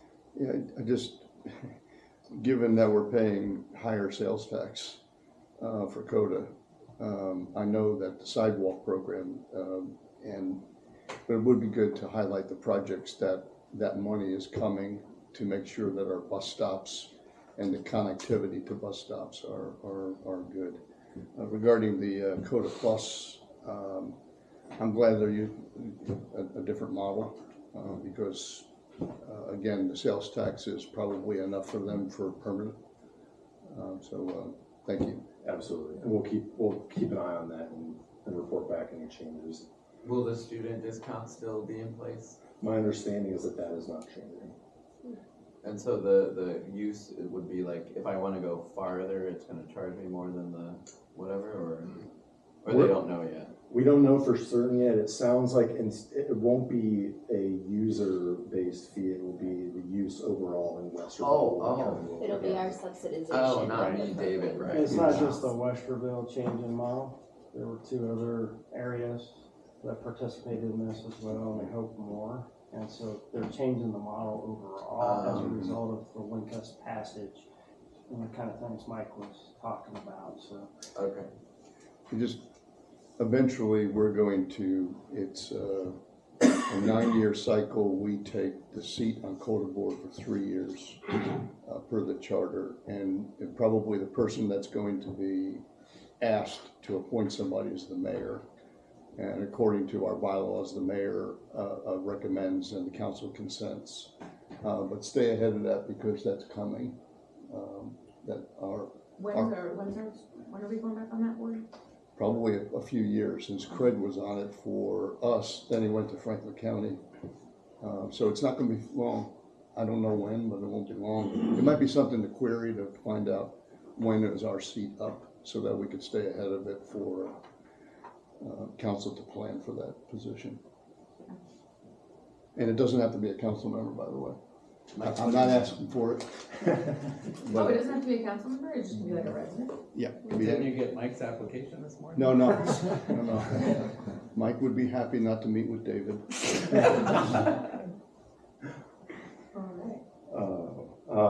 And then there's, we are anticipating some changes to our staffing as we continue to right size.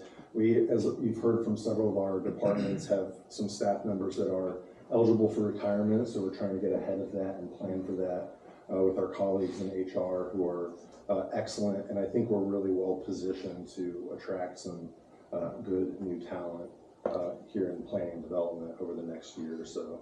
I'm sorry, I can't help myself. Planning and development is probably the front door of a lot of our residents that don't know permitting and handling of things. So they come with a boatload of irritation. To improve our customer service is much like educating. When you're doing a fence, do this.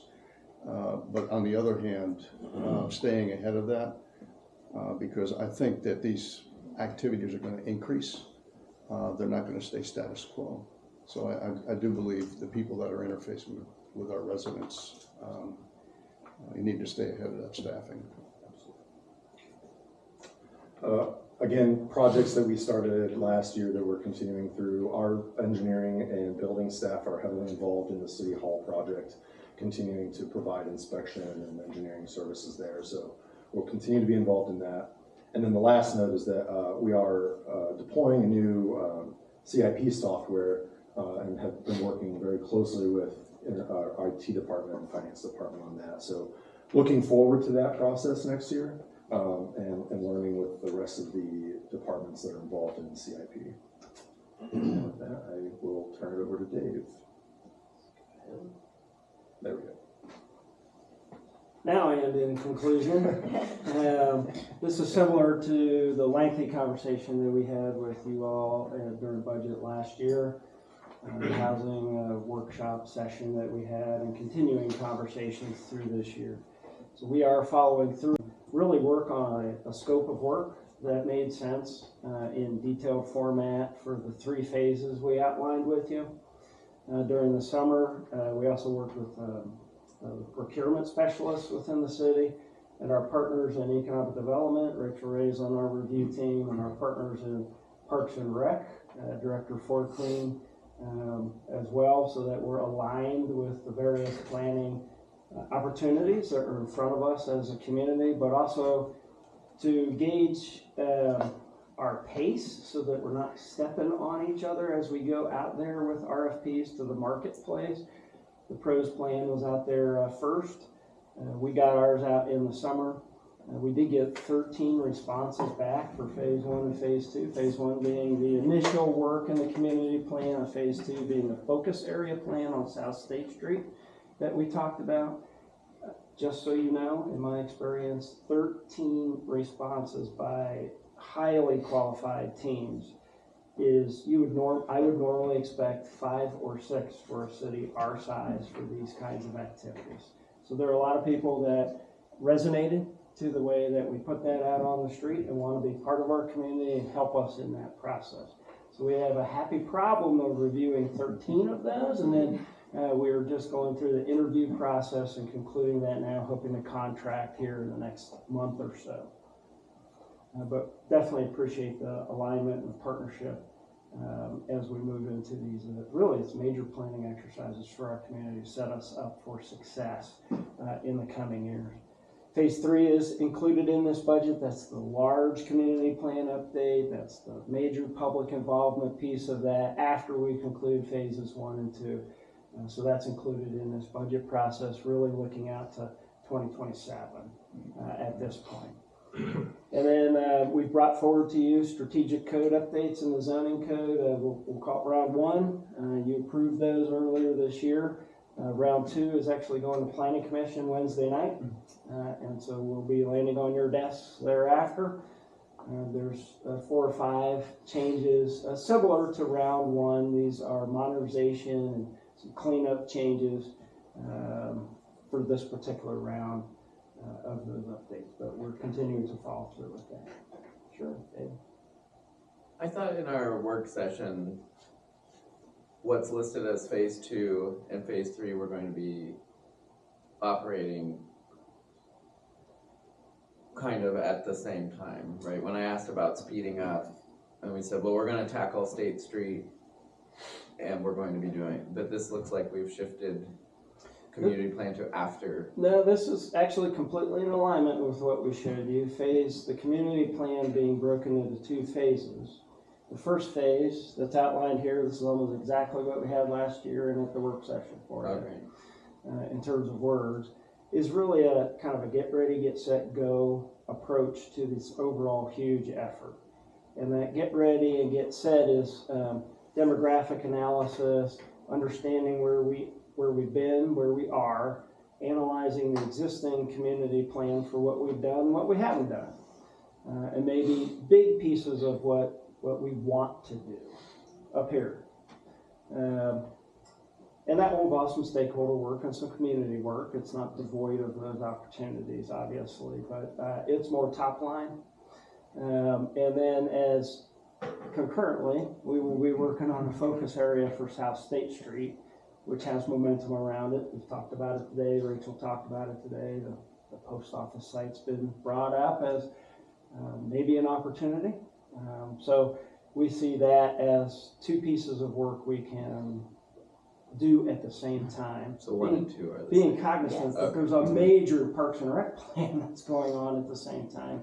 And we have to be a little careful about kind of plan and community engagement burnout in these efforts. Normally these would be very linear for communities. They wouldn't engage in 2 or 3 of these at the same time, but we're Westerville, so it's another Tuesday in Westerville. We're gonna do that, and it makes some sense for alignment as well. If 1 and 2 are happening at the same time and not 1, okay. Yeah, that sets us up. 1 really sets us up for 3. Right. Okay.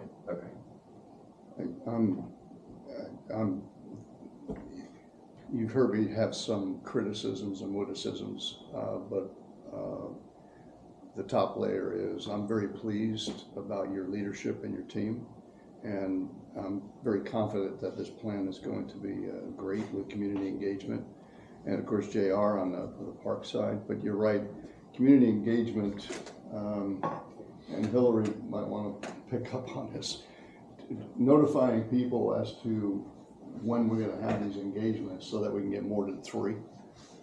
It's hard to engage on multiple levels, so I understand what you're saying.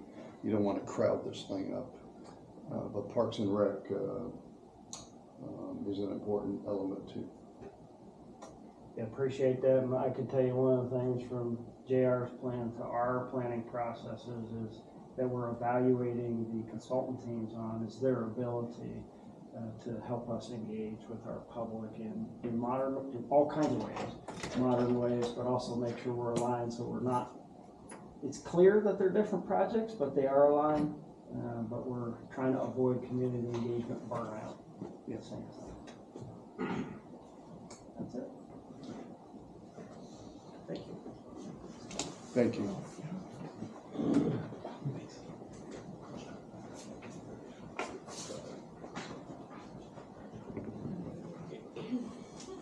Now that we teed it up for you. You can't write an intro better than that. Thank you. Parks and Recreation. There's that fantastic team there. Not at the top, but everything underneath it. just to look at what all the things that we're doing here, we're in a great space right now in the Parks and Recreation world. So just giving you an overview of the team and what everyone is doing, but also wanting to point out our two nonprofit partners there, the Parks Foundation and the Senior Association. As we sit here and we talk about funding, those two entities really make sure that no one is left out, so they really help bridge that gap with assistance, financial assistance for transportation, for programs, for access to facilities. So they are a huge part of that, and I just wanted to call that out specifically there. So what have we done with our operating budget? I know we talked a lot about capital budget earlier this year, but what have we done with the operating budget to date? So really, what have we accomplished? So really, the top one there, the CAPRA accreditation, reaccreditation, making sure that what we are offering is of the highest standards that can be evaluated in our industry. And so that was a really big achievement for the team there. They did a really great job there. Mike in the room spearheaded a lot of those efforts. Some changes that we made to our online experience, understanding that it wasn't up to par with what we expect and what our residents deserve in terms of getting and finding information. So really making some enhancements there. We still continue to have high demand for a lot of our programs in our facilities. Highlands, the preliminary numbers coming back there, we hit about 135% in our cost recovery, and that's driven a lot through memberships and daily admission numbers there. So continues to be a really in-demand space. And then again, our environmental sustainability efforts spearheaded by Matt Ulrey and our parks maintenance team, which is a fantastic group of folks. Wait, can we go back to the app? I feel like I missed this. Yeah. What is the app called?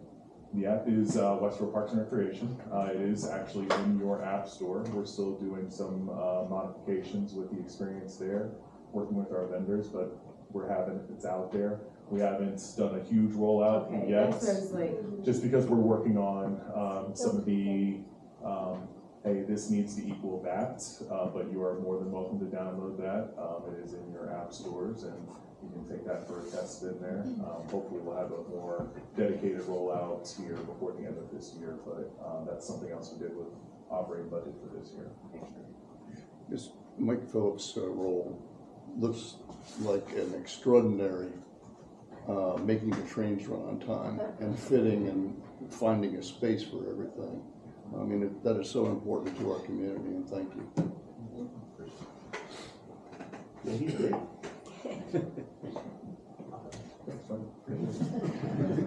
So as we look to 2026, what are we going to continue to work on? Again, things that you'll see in the budget requests. Dave and Rachel have both mentioned it, and really everyone in the room, great partners in this initiative, but the PROS 3.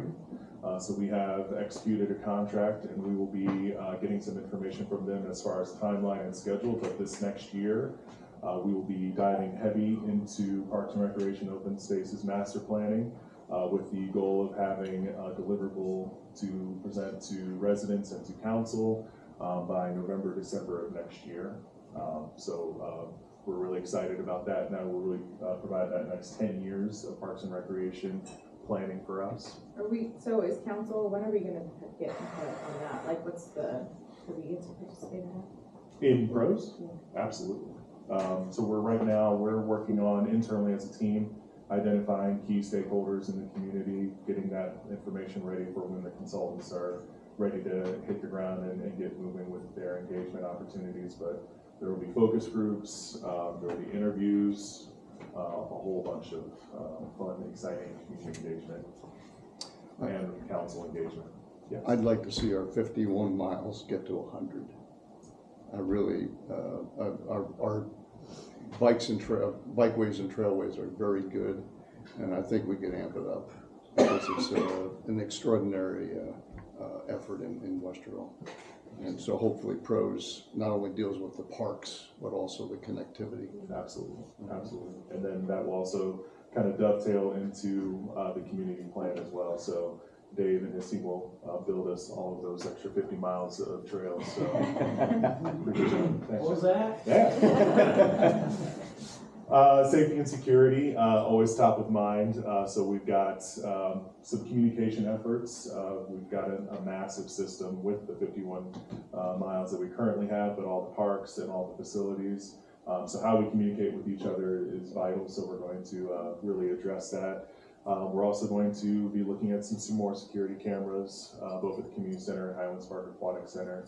We just have a couple of different areas that we need to make sure we put eyes on. Also, you'll notice that there's probably a little bump in part-time wages in that budget that's presented, and that's to deploy staff to some of those key areas, just to make sure that we have good touch point throughout our facility, so that way they can interact with the people who are using those spaces, be helpful, but also keeping an eye on the facility for us. Summer camps. So we've just recently looked at the numbers, we've had 4,000 kids go through summer camps in the past year. That does not count multiple weeks of camps that they attended, so that's just 4,000 unique registrations in summer camps, and actually our winter break camps and our spring break camps. So that continues to be a very popular program. Our customer service manager, Greg Dayton, the nicest person on the planet, shared with me that the single heaviest day of phone calls in the city is summer camp registration. And it's not even close. So take that for reflection. We will continue to put this in the budget for as long as I have the ability to do so, and that is trying to secure a second site, because we are busting at the gills at our current site. For those of you who are unfamiliar with how we run our summer camps, we partner with Westerville City Schools, and we usually operate them out of one of the schools in the corporate limits, typically an elementary school. We are kind of at the mercy of their capital improvement projects, so we have to wait until they determine what they are going to be doing to see what school we're going to be able to get into and if we'll be able to get to. So again, you will see in this budget that we have the money to get a second site should it become available and we're allowed to get it. Also camp staff and wages and training and supplies to operate that. But again, 4,000 kids going through that program, and we could probably get another 4,000 kids in, because it is a great program and it is absolutely needed. So we will continue to put that in there until we get it. Resource management, Matt Ulrey and his team have really invested into the autonomous mowers programs. You can see them all out and about in our parks. So we're going to continue to expand that. So that really helps with our person hours. Anytime they're not spent on a mower, they can actually be addressing other issues in the parks, restrooms, safety in playgrounds, and just really keeping Westerville beautiful. And then also you'll see some environmental sustainability initiatives there. We're going to continue to feed into our pollinator program, and then also the tree canopy. I believe in this budget we have close to 400 trees budgeted for next year to continue to be deployed around the city, and we're really excited about that. I don't know if it's leveraging the garden club or whatever, but somehow we got to get into HOAs because they have archaic codes. I mean, it's a standard lawn type of approach, and people are coming up with alternatives to yards that would increase sustainability. So it's just a shot, because HOAs, I know the codes are really archaic, and if someone wants to put a front yard pollinator site, all of a sudden the code enforcement person comes over and says you can't do that. So I didn't even ask him to say that. there you go. Thanks. What's that? I said I didn't even ask you to say that. Thanks. I'm a multifaceted person. You are so complex. If you want to deploy me to take on HOAs, I am more than willing. No. Great, and that's a big no. Well, any other questions? Fantastic. Oh, yes. Thank you for acting the part. There we go. And we're hoping that we can confirm the part. But it's you got a great team, and I'm very proud. Thank you. Yes, we do. Great team. It's my turn to exit. I'll be right back. I'm anticipating your return.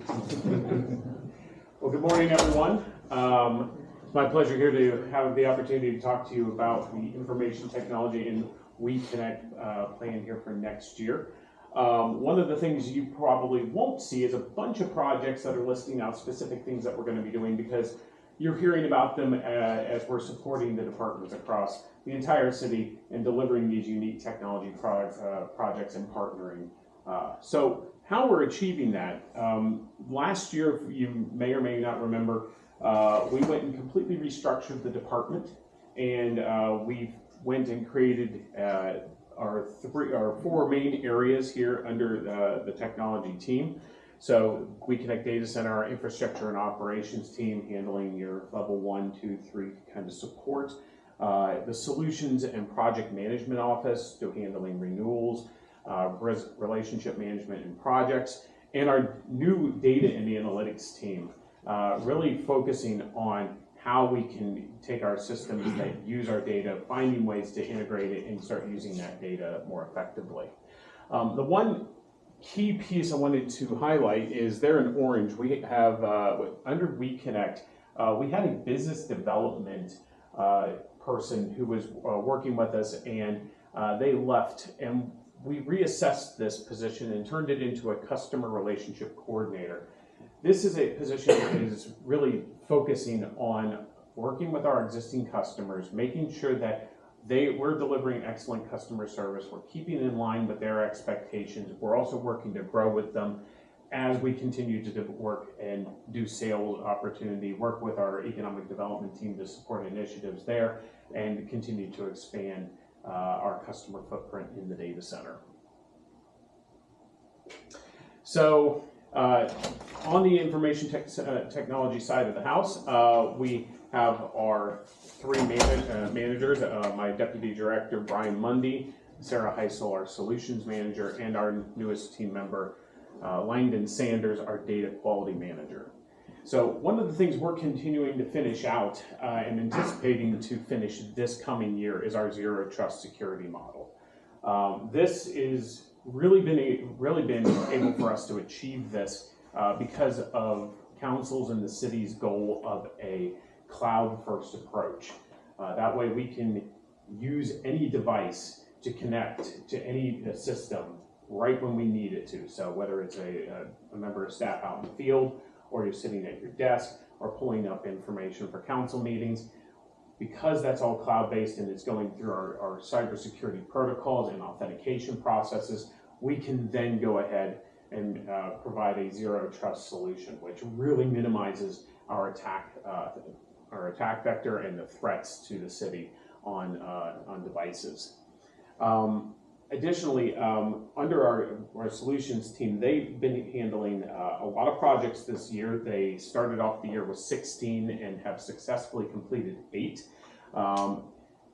One I thought that was really of note here was the digital signature project, which was a huge collaboration across multiple departments here in the city to make sure that we are now have correct signatures for every individual, and a very simple, easy way to deploy it and have an exact template. Huge help, and thanks goes out to the community affairs team on this. And we also were able to take some of our internal talent, give them more training and development opportunities to start delivering these solutions in-house. So we're not relying on third-party vendors to come in and provide technology solutions or development. We are now doing that more in-house with our existing systems. And finally, touching on Langdon, he started this year, and we are working together to further and complete a comprehensive data governance framework here across the city. We have a lot of great information. We have some amazing systems, but a lot of them are still siloed, or they're not talking to one another, or the data is in one system, reflects one way, but is replicated here, but it's not the same. So we're trying to work to create a level playing field. This will then allow us to integrate into our other systems, and then empower us to make some data-driven decisions here across the city. Additionally, we are still working with our generative AI initiatives. We've deployed a couple successful projects. The one that I love to tell the story on is here with our clerk for council. We were able to take our generative AI solution Gemini and use that engine to actually look at all the recorded council meetings and take all of the audio and extract it and actually create a complete dialogue for the entire meeting, which is in the clerk's inbox the very next morning, which is saving hours, if not days, of going back reflecting to make sure that when we have the minutes, that the minutes are accurate. Well, that's nifty. From a data quality perspective, the more you customize interfaces, the less able you are to upgrade individual systems. So I understand the cross-pollination of all the systems, but you've got a double-edged sword there. Yeah, and we're trying to identify specifically how we're going to be able to create like either a data warehouse, lake, a centralized repository for these systems maybe to talk to, because you're absolutely right. An upgrade will go and change a data set or structure. It will break everything else on as we move forward. So we are taking a step back approach of how we can go with more of a centralized database to be able to feed all those systems. Moving over to WeConnect, we had hired a new WeConnect manager. This is Bob Schauber, and he came to us early in Q2 of the year, and he's been helping us jump in on really delivering a lot of the initiatives that we've been looking at for the growth of the data center, but also fiber. So notably on the fiber expansion, a lot of these places that you see here are strategic. They are customer builds, but also we are focusing also a lot on multi-tenant buildings. So if we can build into one, rather than just hitting one particular customer, we can hit several at the same time to generate more revenue. But the one most notably I'm very excited about, because we are 2 permits away with the city of Columbus of our final phase of connecting our fiber to the city of Hilliard. So that is a very, very exciting opportunity. We hope to have that done here before the end of the calendar year, and then we'll be able to start serving not only customers in the Hilliard area, but also partnering with the city of Hilliard on maybe some of the services that they have. And also, we continue to keep our cable fund allocation for $300,000 for fiber builds across 25 to 29. So there's no change in that. What does that get us? Like, how much do we get with 300,000? So it depends on where we're specifically looking at. If we're trying to take, I'll give you an example. There's we're from the bridge up to Otterbein. There on West Main Street, we have aerial fiber there, and one of the places that we were looking at strategically burying that and going underground, because squirrels like to eat fiber. It looks like the casing is actually made of a soy product, and or maybe they need to have more fiber in their diet. I'm not sure, but we look for these opportunities to bury and do that. That is $127,000 initiative to bury. However, where there's other opportunities where there's maybe existing conduit that we could maybe purchase or lease, where, for example, with the Hilliard build, we purchased conduit from Columbus FiberNet, and rather than paying like $180,000, it brought it down to about $110,000. So we can do major projects, about 2 to 3. Smaller project, we probably get about 5 or 6. But you know, it really depends on the build and the location and where the opportunities are. Thank you. No problem. So from a sustainability standpoint, obviously data centers are always using a lot of energy, but we want to obviously try and offset that as much as possible. So we had a phase 1 LED lighting project in the office area that we completed last year.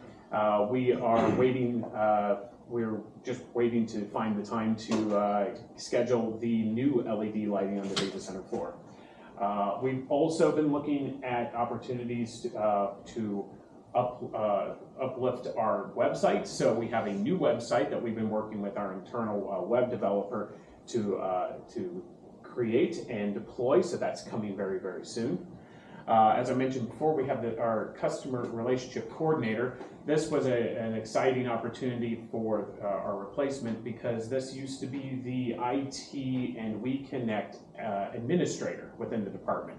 So we're able to skill up and hire internally and promote to this position. So very excited to have her on our team and continue to stay with our team. And then our growth. We continue to work and build our partnerships. One piece there with the Ohio IX, we're actually going to have a device specifically in WeConnect, which will give us a direct connection to the internet. So we don't have to go over to a Cologix or another location. So that's going to give our customers even better connectivity and ultra low latency. We have 3 anchor tenants that we were able to renew their contracts and even expand. And we have 2 new co-location customers coming on board with several others right now currently in negotiation. So we're getting our name out there. Business is starting to roll in, and it's very exciting times. What do those things mean in regular people? Like, what's an anchor? We're growing our clientele. We're staying in the black. We're healthier than we've ever been. That's what it means. Okay.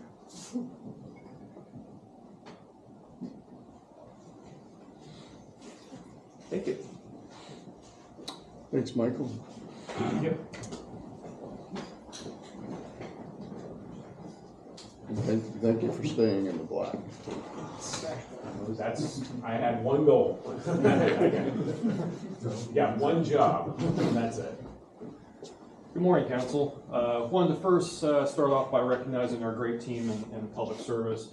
We are an accredited agency. We've been accredited for the past 15 years, and that's thanks to the incredible staff that we have to ensure that we provide the most excellent services for our residents, our community, and our businesses.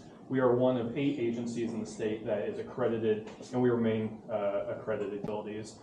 So you'll see we are separated into 4 primary divisions. Sewer division being sanitary and storm, water division being water distribution, streets, and then lastly fleet. This is again to focus on our vital public utilities and ensure that those common functions and common tasks are carried out by the skill sets of those various employees. Jumping right into to street maintenance, we have a few initiatives that we're undertaking in 2026. Starting off, we are looking into a wing plow salt truck. And so you see that there at the bottom right of your screen. This is in addition to our existing trucks, we would look to add a wing plow that would be off the side of the truck that will ultimately increase our cutting path efficiency by 90% for about half the cost of a new truck and of course 0% of the cost of a new employee. So we're continuing to look how we can grow our operations and provide a higher level of customer service and a higher level of efficiency for our residents through our operations. I also touched on during the CIP about brine utilization, and this also includes other liquids such as beet heat. So we have requested additional equipment as part of the CIP. We're also looking at training with our staff so that they're equipped with the information and knowledge to be able to utilize these systems to make us the most effective and efficient, and also sustainable as this works to reduce, salt applications for the environment, but ultimately clears the roads quicker and cleaner. Of course, everyone knows that street maintenance covers snow and ice operations, as well as keeping the train on time for leaf collection to keep the phone lines open for JR's team.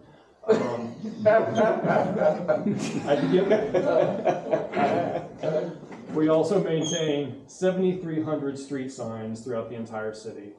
We completed an assessment earlier this year of all of our street signs, and we've identified about 25% of them that are eligible for maintenance.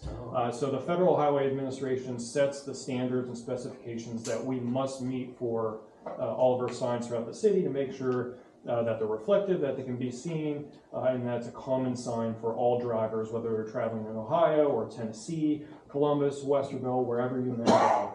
So we have about 25% of them that we're going to begin immediate maintenance on, but we know that the useful life of the sign is anywhere from 8 years to 12 years, depending on sunlight and UV degradation of it. What's that compared to other years? Is this a lot? I wouldn't call it a lot. We've never done a complete overall assessment before until now. Oh. So we're looking to ramp up our operations a little bit, and we're in a great position because we actually have our own in-house sign shop. And so when we maintain signs and pull them down, we can often reuse the materials and resurface it and put it back out. Previously, we had focused on jurisdictions like snowplow routes, where we'd go out and maintain signs in each one of those routes. But we wanted to see where we're at as a whole around the entire city, which is why we completed that citywide assessment versus just starting here when there could be a sign in another jurisdiction that's starting to fade just because sunlight's been hitting it and degrading it. Well, thanks for doing that. Well, of course. Stepping into fleet maintenance, earlier in the earlier council meeting, Matt noted that we are requesting a one-time stipend for our fleet fund. And so fleet operates as its own standalone operation. It is not funded by the general fund directly or anything else. It is a standalone department, standalone fund. And so it earns revenue by completing maintenance on our 400 vehicles or equipment throughout the entire city. And then our expenses, of course, are those maintenance tasks. So as we step into 2026, the one thing that we want to focus on is auditing our maintenance software that holds all of our vehicles, all of our maintenance records, to ensure that we are applying it accurately and effectively across all of the departments, and that the information is up to date. Like I said, there's 400 pieces of equipment and vehicles. That's a pretty substantial number. And we'll see here on the next slide about our fleet replacement strategy. We want to ensure that what we have is current and meeting the current industry standards. And that goes right to my next bullet. By you saying this is a standalone, that means if you're maintaining a police vehicle, it comes out of the police budget. Yes. So it's a kind of a shared service type of approach where, just like electricity, you pay for the electric, for your utilities. Okay. Thank you for that. But yes. We're paying ourselves, like we're... Yes. Yeah. It's an internal service unit, so. Because remember, overall, we are umbrella organization of several business units. Yeah. So it's making sure that the business unit is paying its fair share of the cost. Okay. And so it's being charged to each department because depending on which fund it's coming out of, we want to make sure that that fund is paying their fair share. And then that funds the staff doing the work and Correct. the supplies and Yes. okay. Yep. Correct. I thought you would want that question. Thanks for the... I was getting to it. Yeah. I promise I was getting to it. I was at my third bullet. So jumping right to the third bullet. It is important that the rate-making side of our budget paid by ratepayers versus the tax side. So if you're doing a bucket truck, that the electric utility is paying for it rather than a general fund. Exactly. Right, Matt? That's correct. Yeah. Yeah, so one of the steps we're taking is looking to updating our internal rate for our internal customers. This is not an outward rate, as the chair just mentioned.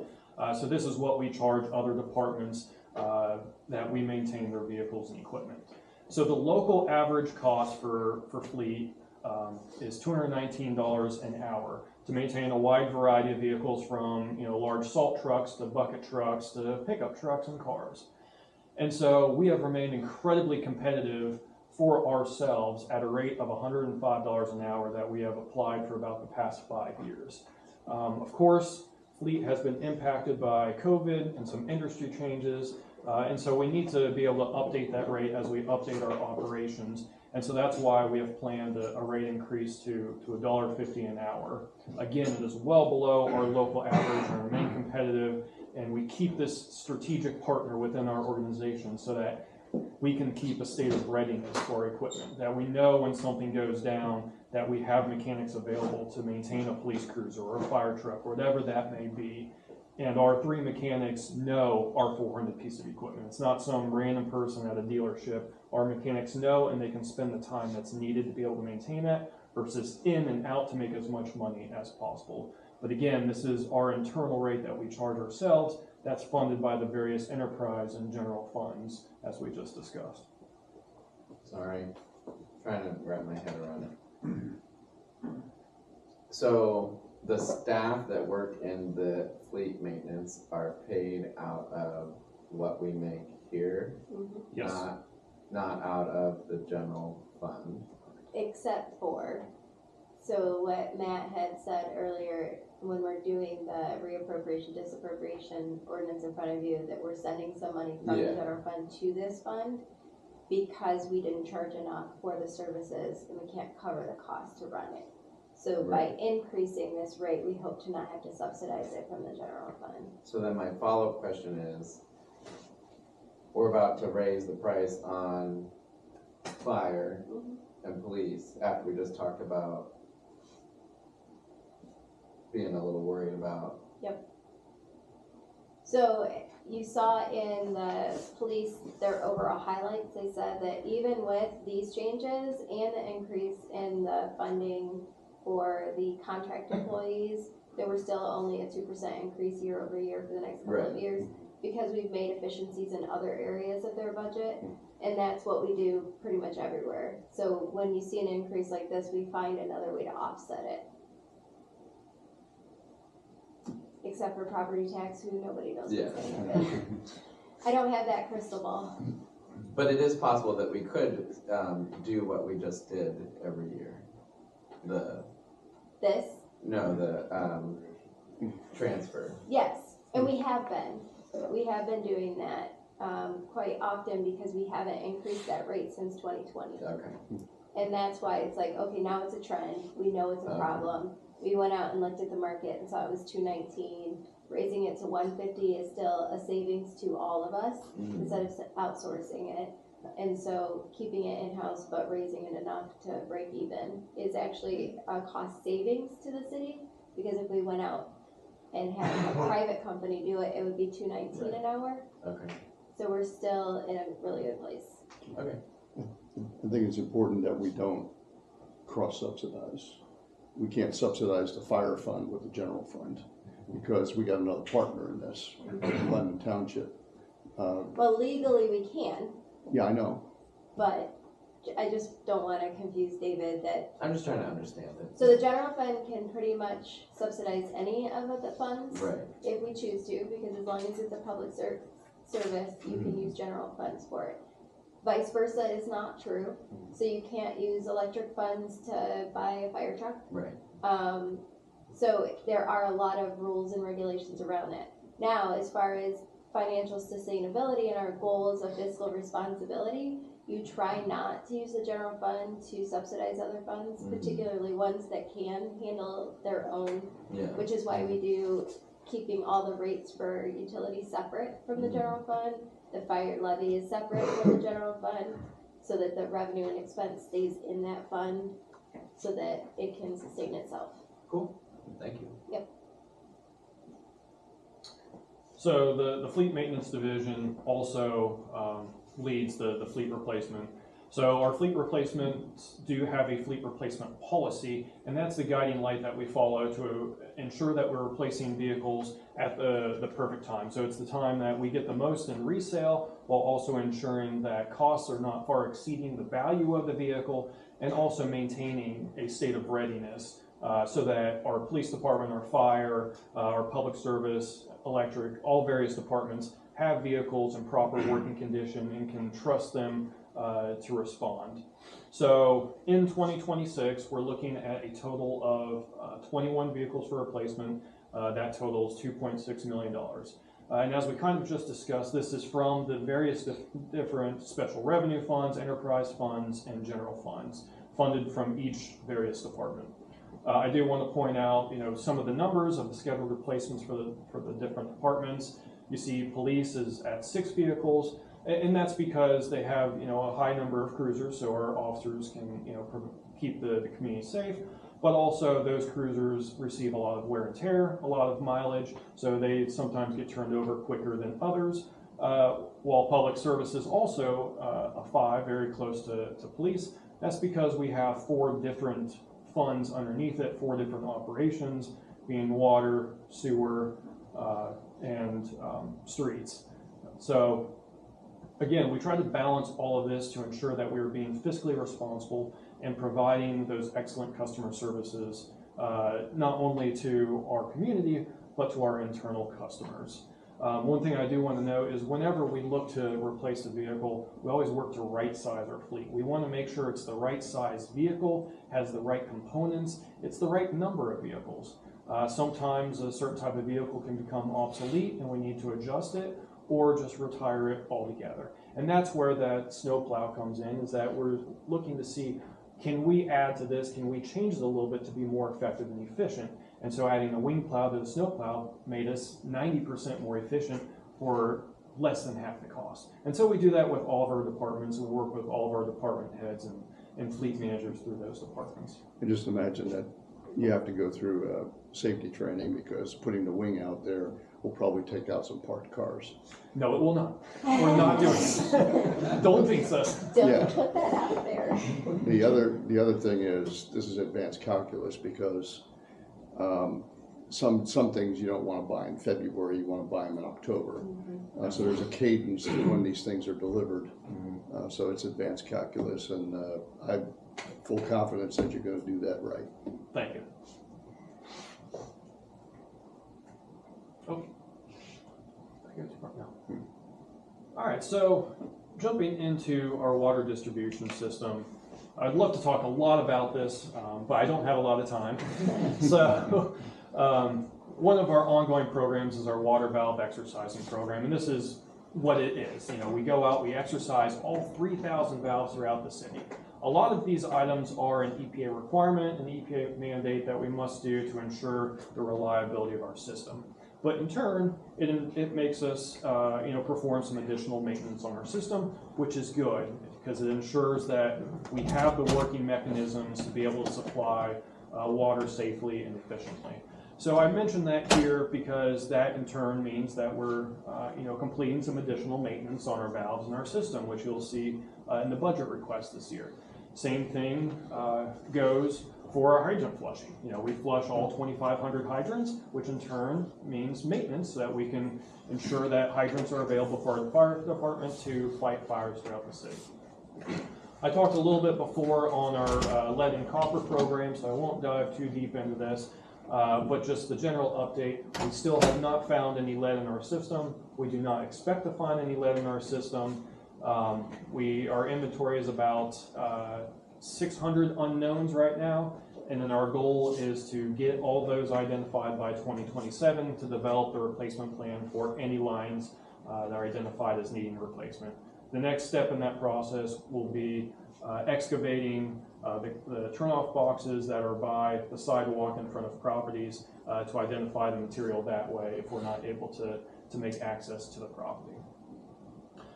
Talking about new initiatives and piggybacking off what Monica mentioned and Chair Hayek mentioned this morning, we currently have a probability and risk-based replacement plan for our water distribution system. And this has been a great plan that we work to identify lines that need replaced as part of our street program. We're also looking, as we move forward, to develop a proactive water main replacement strategy where we understand the conditions and the risk and the probabilities so we can do future planning and identify lines that need replaced before it becomes an issue and before it becomes a challenge throughout our system. We know how our system's acting, we see some of these issues, and so now we have the opportunity to put that together and get ahead of it before it catches up to us.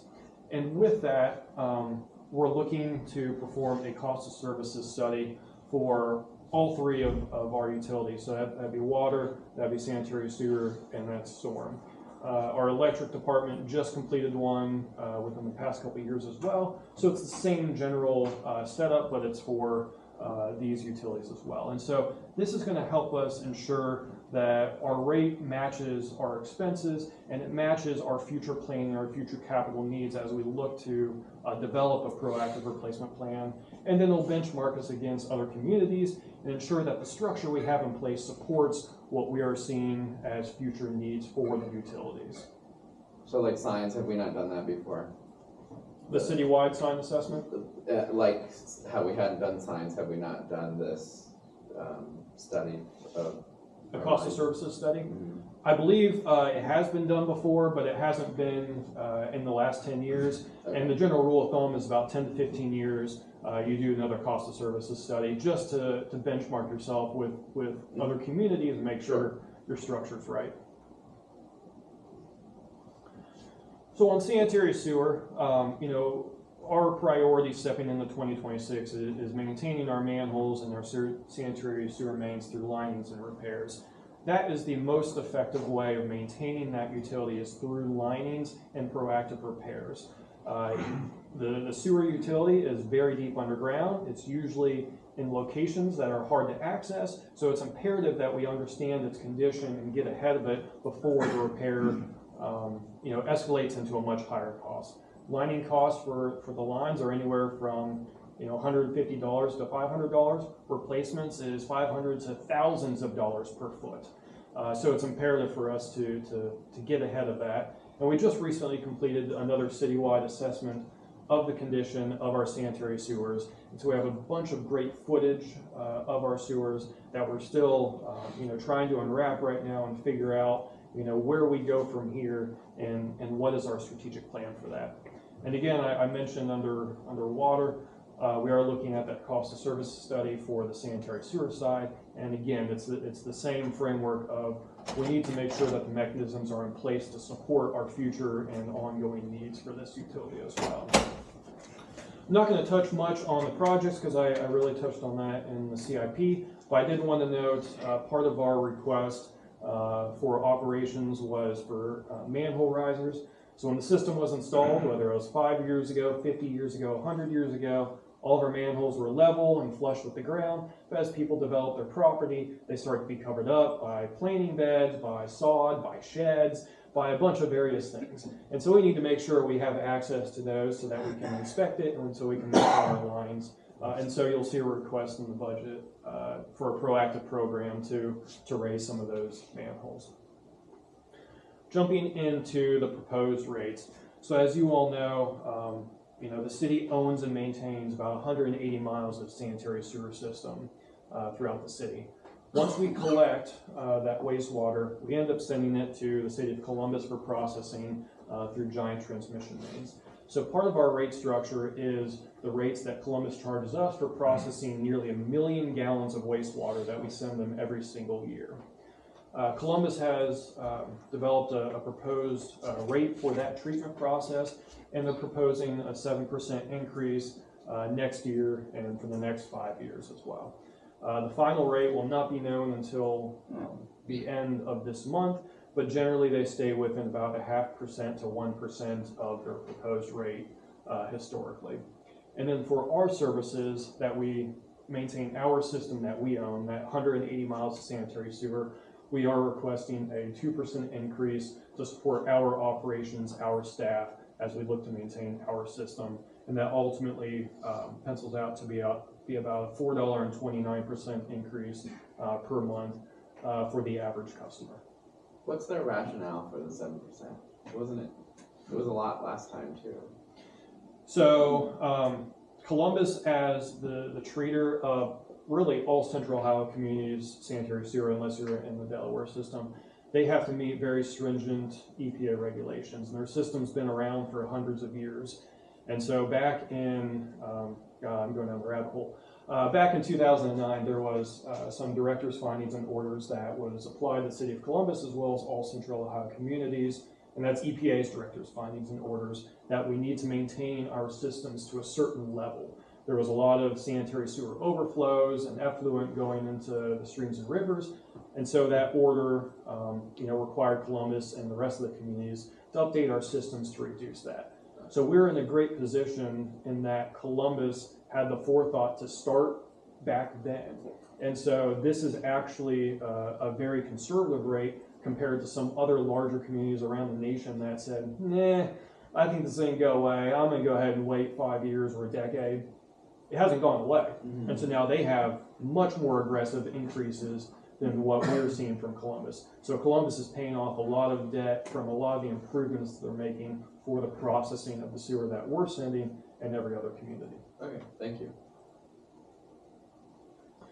Lastly, let's talk about trash. This is the first time, and you're to be commended, first time I saw the Westerville part and the Columbus part. And thank you. Maybe I forgot the others, but thank you. So getting a little trashy here. In 2026, well, let me step back a second. So our refuse collection services are provided through a contract.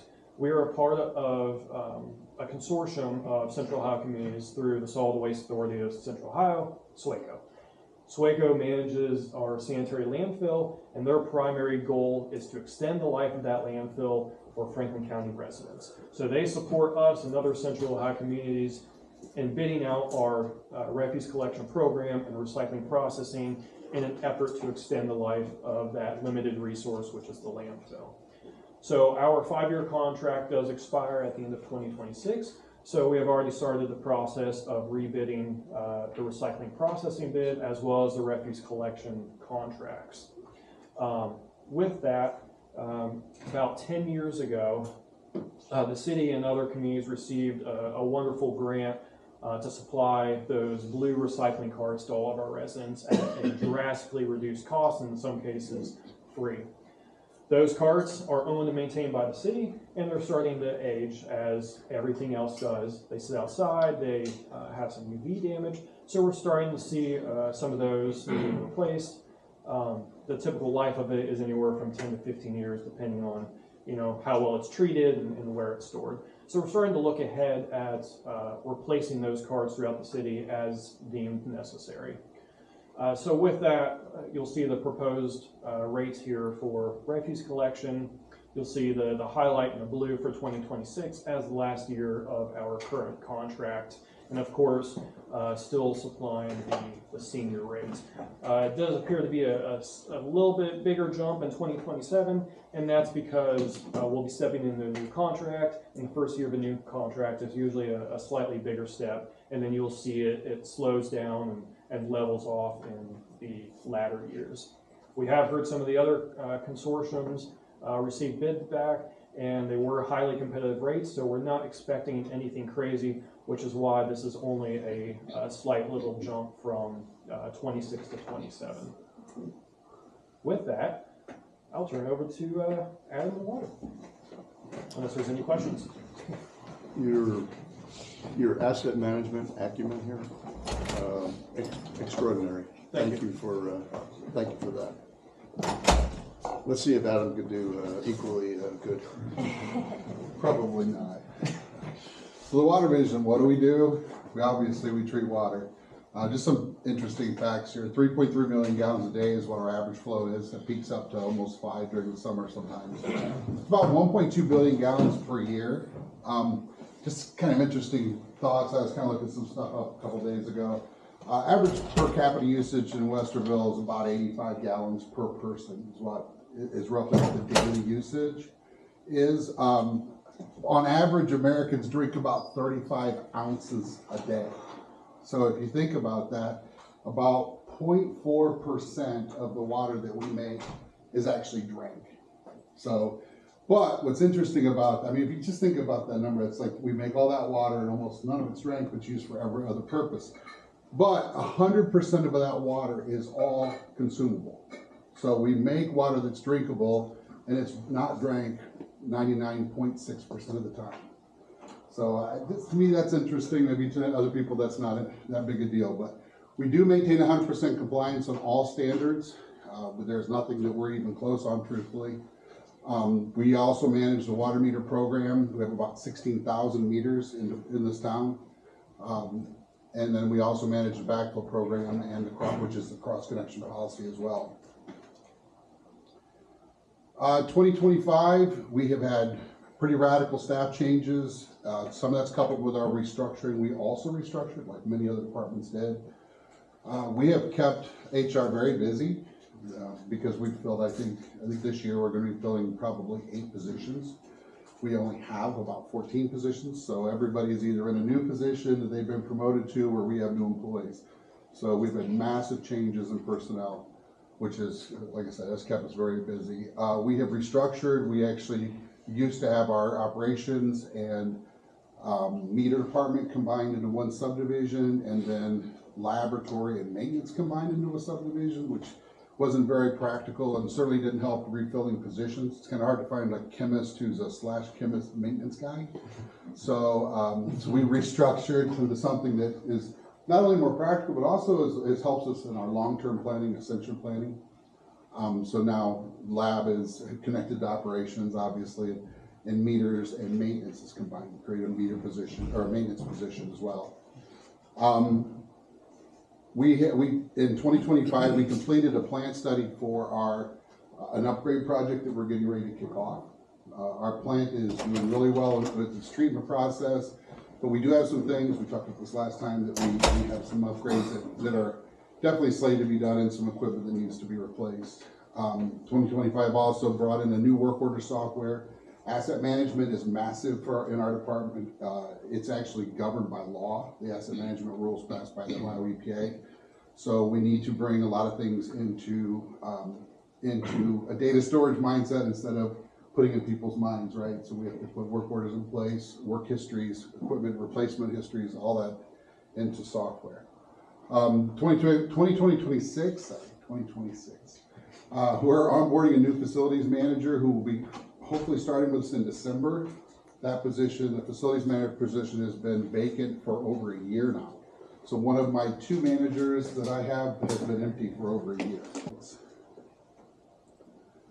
The water fund itself, just for clarity, I just want to add this, is that while the water plant, I'll talk about the water fund, but the water district side of Grant's presentation also is funded out of the water fund. So whenever he's talking about, increases, changes in water mains, things like that, that is affecting the water fund. Fortunately, he gets to pull from several funds and he has to deal with that, but the water fund does cover that as well. So our 5-year plan is about infrastructure. It's about basically preparing ourselves for future growth, but also being able to keep ourselves in a nice steady state to where, with water infrastructure is really not cool. You don't see it. Nobody talks about, oh, you put in another 20 miles of water line. That's so cool, but it's more like just keeping it going without degrading. It's very expensive. Nobody sees it, but it is a huge amount of capital expense to the city. And it does go bad, it does have a lifespan, and it does time out. So our goal is to be proactive at that, to where we don't end up with massive projects that we have to catch up on, which would have to be debt funded and be able to be consistent. And that's where the distribution side is. On the plant itself, for us, it's about keeping our firm capacity, which is what we're able to do even with portions of the plant offline, and making it very reliable. So the rate increases that we're going to see are very typical in regard to cost of operations, chemical, electricity, equipment. The truth is that we all know this, inflation has been brutal, and we don't get away from that. Those things continue to climb, and the rate's going to have to kind of reflect that. So what we are looking at, or the water fund overview though, is we do plan the rate study in 2026 that Grant was talking about, to make sure that we're on track there. Our plant upgrade project, we will hopefully begin picking an engineer at very, very early in the year, if not the very tail end of this year. And that will be funded by the water fund directly. And then we do maintain our fiscal policy. Water rates, we are proposing an increase of 9% this year. I know that seems really high, and I understand that. I will say that it's only an increase of about $2 a month from the average bill. I did take our graph this year. I want to clarify that the graph that we look at, I know everybody loves the graph, but I'm only able to forecast or to take a look at 2025 rates for everybody but us. So what you're seeing is everybody's 2025 rates including ours in that our first line that says Westerville. But the second one is our proposed 2026 rates compared to everybody's last year. So what you're gonna see is that we're still one of the cheapest in the area before they increase this year. And that is with the rate increase that we're forecasting. We are hearing very large numbers from other utilities. Columbus is forecasting some very large numbers, which affects, as you can see, everybody with an asterisk gets their water from Columbus and then turns around and then puts it into their own system. So those numbers are already about $10 higher than we were, $11 last year on average, and some a little bit more than that. When we start talking double-digit increases on their side of it, those numbers are going to consider climate consumed. And they're talking multi-years. So again, cost of treatment is continuing to go up and up and up. So that's basically us in a nutshell. Nice job. Nice job, man. I actually appreciate you getting much more involved, getting council much more involved with the process of water. So thank you. I will say too, is we're getting ready to move into this upgrade project design. We'll put something together, probably a lunch and learn or something, where we can sit down and talk about this whole thing that's going on. It's going to be a very interesting process. I think there's some things that are going to be pretty cool. Just keep the future councils aware that we do have a reservoir that we have to pay attention to. Yes. So, that will be fun. Yeah. All right. I'm the lucky one who got to go last today. So I stand before everyone and the rest of their exciting ceremonies. So I'll keep it rolling here. Rachel earlier talked about her team and our philosophy on relentless commitment to strategy. And I would say, I'll spend a little time on this slide because this kind of represents Westerville's version, or I'm sorry, the electric division's version of that. When we talk about strategy and things, and we boil all of the amazing things that we have strategically, kind of can boil it down at the electric division is affordable and reliable, right? Those are the two things that are really important to us. Said differently, we need to continue to offer a better product at a lower cost. That's really what we do and what we try to do. So what we're looking at when we talk about system reliability, this is a direct reflection of the dollars in our budget at work. So we'll talk about system average availability index, 99.9, that's a lot of nines, that's really good, that's a good sign, it's pretty available, that system is working really well. SAIDI, system average interruption duration index. Nerdy, geeky electric term, but what that really means is every customer on our system that's served by Westerville Electric Division, if you take all of the outages divided by all of the customers, you could expect to experience 24 minutes a year. I want to provide a little context around that number because it's a pretty important one. That's a system. That's a reliability metric used by electric industries everywhere. So comparable to our counterparts at AEP, 240 minutes. The state of Ohio published rate in 2023 by EIA, which is the governing board that tracks this information, 360 minutes. We're at 24. So that's a really, really strong indication that our dollars are being spent well, that we are really attacking reliability head on. Some of the things we continue to struggle with, animals continue to be the #1 problem that we just can't seem to solve. Apparently they like fiber as well, love electric lines. We talk about squirrels, but man, those raccoons are really making a play for the #1 problem here too. So they're constantly competing, but we're continuing to attack that. Tree-related issues. I had a snake carcass in my transformer. Oh, it's pretty. You never know what you're gonna get. Yeah. It's all of the animals. They love our stuff. Tree-related outages are trending down. Again, this is another challenging one, right? We are really sticking to standards and really pruning differently and attacking this problem, because if we don't, we're gonna fight against our reliability statistics. These are hard things, and people like their trees, and we do too, but it's really important that we apply those standards throughout our system and make sure that we're pushing forward on that stuff. And you can see that trend is really working in our favor. To be fair, we are pretty much an urban system, whereas many others have a lot of rural systems, and you're correct on the numbers. But even saying that, 24 is a low number. That's a good number for us. Kudos. Yeah, and we're not stopping there. You heard at our capital, we're investing in distribution automation. That's a transformational outage response system that will continue to push that number down lower and lower. Because our customers, our businesses, our residents expect this level of service, and we're gonna continue to find ways to And do thank that. goodness we have smart meters to let you know the outage occurs rather than the phone call. I'm not touching that one. Let's move on. We also really continue to invest in our talent pipeline. Another really important part of what we do here is having very skilled, technically very amazing people that do the work behind the scenes. You've heard me talk about this program before, but I want to kind of stress we're continuing to reinvest in this. Our pre-apprenticeship program with the Westerville City Schools. This year we have 7 students going through that program. But to recap, the conclusion of year 1, we actually hired 2 of those students on full time. This is Carlos. He is one of those students that's now a full-time employee that's in the full apprenticeship program. What I anticipate as we continue this program over a number of years, when we have positions available, we will have graduates of this program applying. And that's the kind of talent pipeline we want to continue to have. We want to have students from our school district working here at the electric division.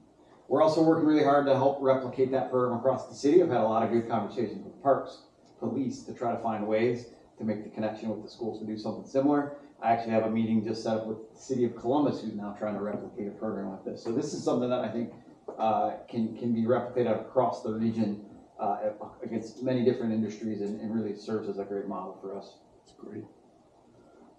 The trends, our revenues are up this year, but I want to caveat that by saying they're really up by about what we increased our rates on last year. Our sales are not actually increasing. We're selling about the same number of kilowatt hours year over year. So that's a pretty flat trend. Even as we add new businesses, it's remaining flat. That's an energy efficiency at play. Our expenses we're doing okay. Transmission capacity are up 25% this year. That's $3.5 million in additional expenses we had to absorb through our budget. You did see in our first reading of the appropriation ordinance, we are disappropriating $3 million out of power supply. I'll talk a little bit about the reason for that. We've been really fortunate in that transmission peak has occurred in the winter over the past 3 or 4 years. We see about a 15 to 20% reduction in transmission costs when we winter peak. That's because our system peaks in the summertime and we use about 15 to 20% less electricity in the winter. So it's a really nice perk. It peaked in the winter again this past year, so we're going to see a little bit lower cost there. Here's that information shown over a course of a number of years. Transmission and capacity costs are up 7.5 times in 15 years. That's a significant amount of money in one cost bucket.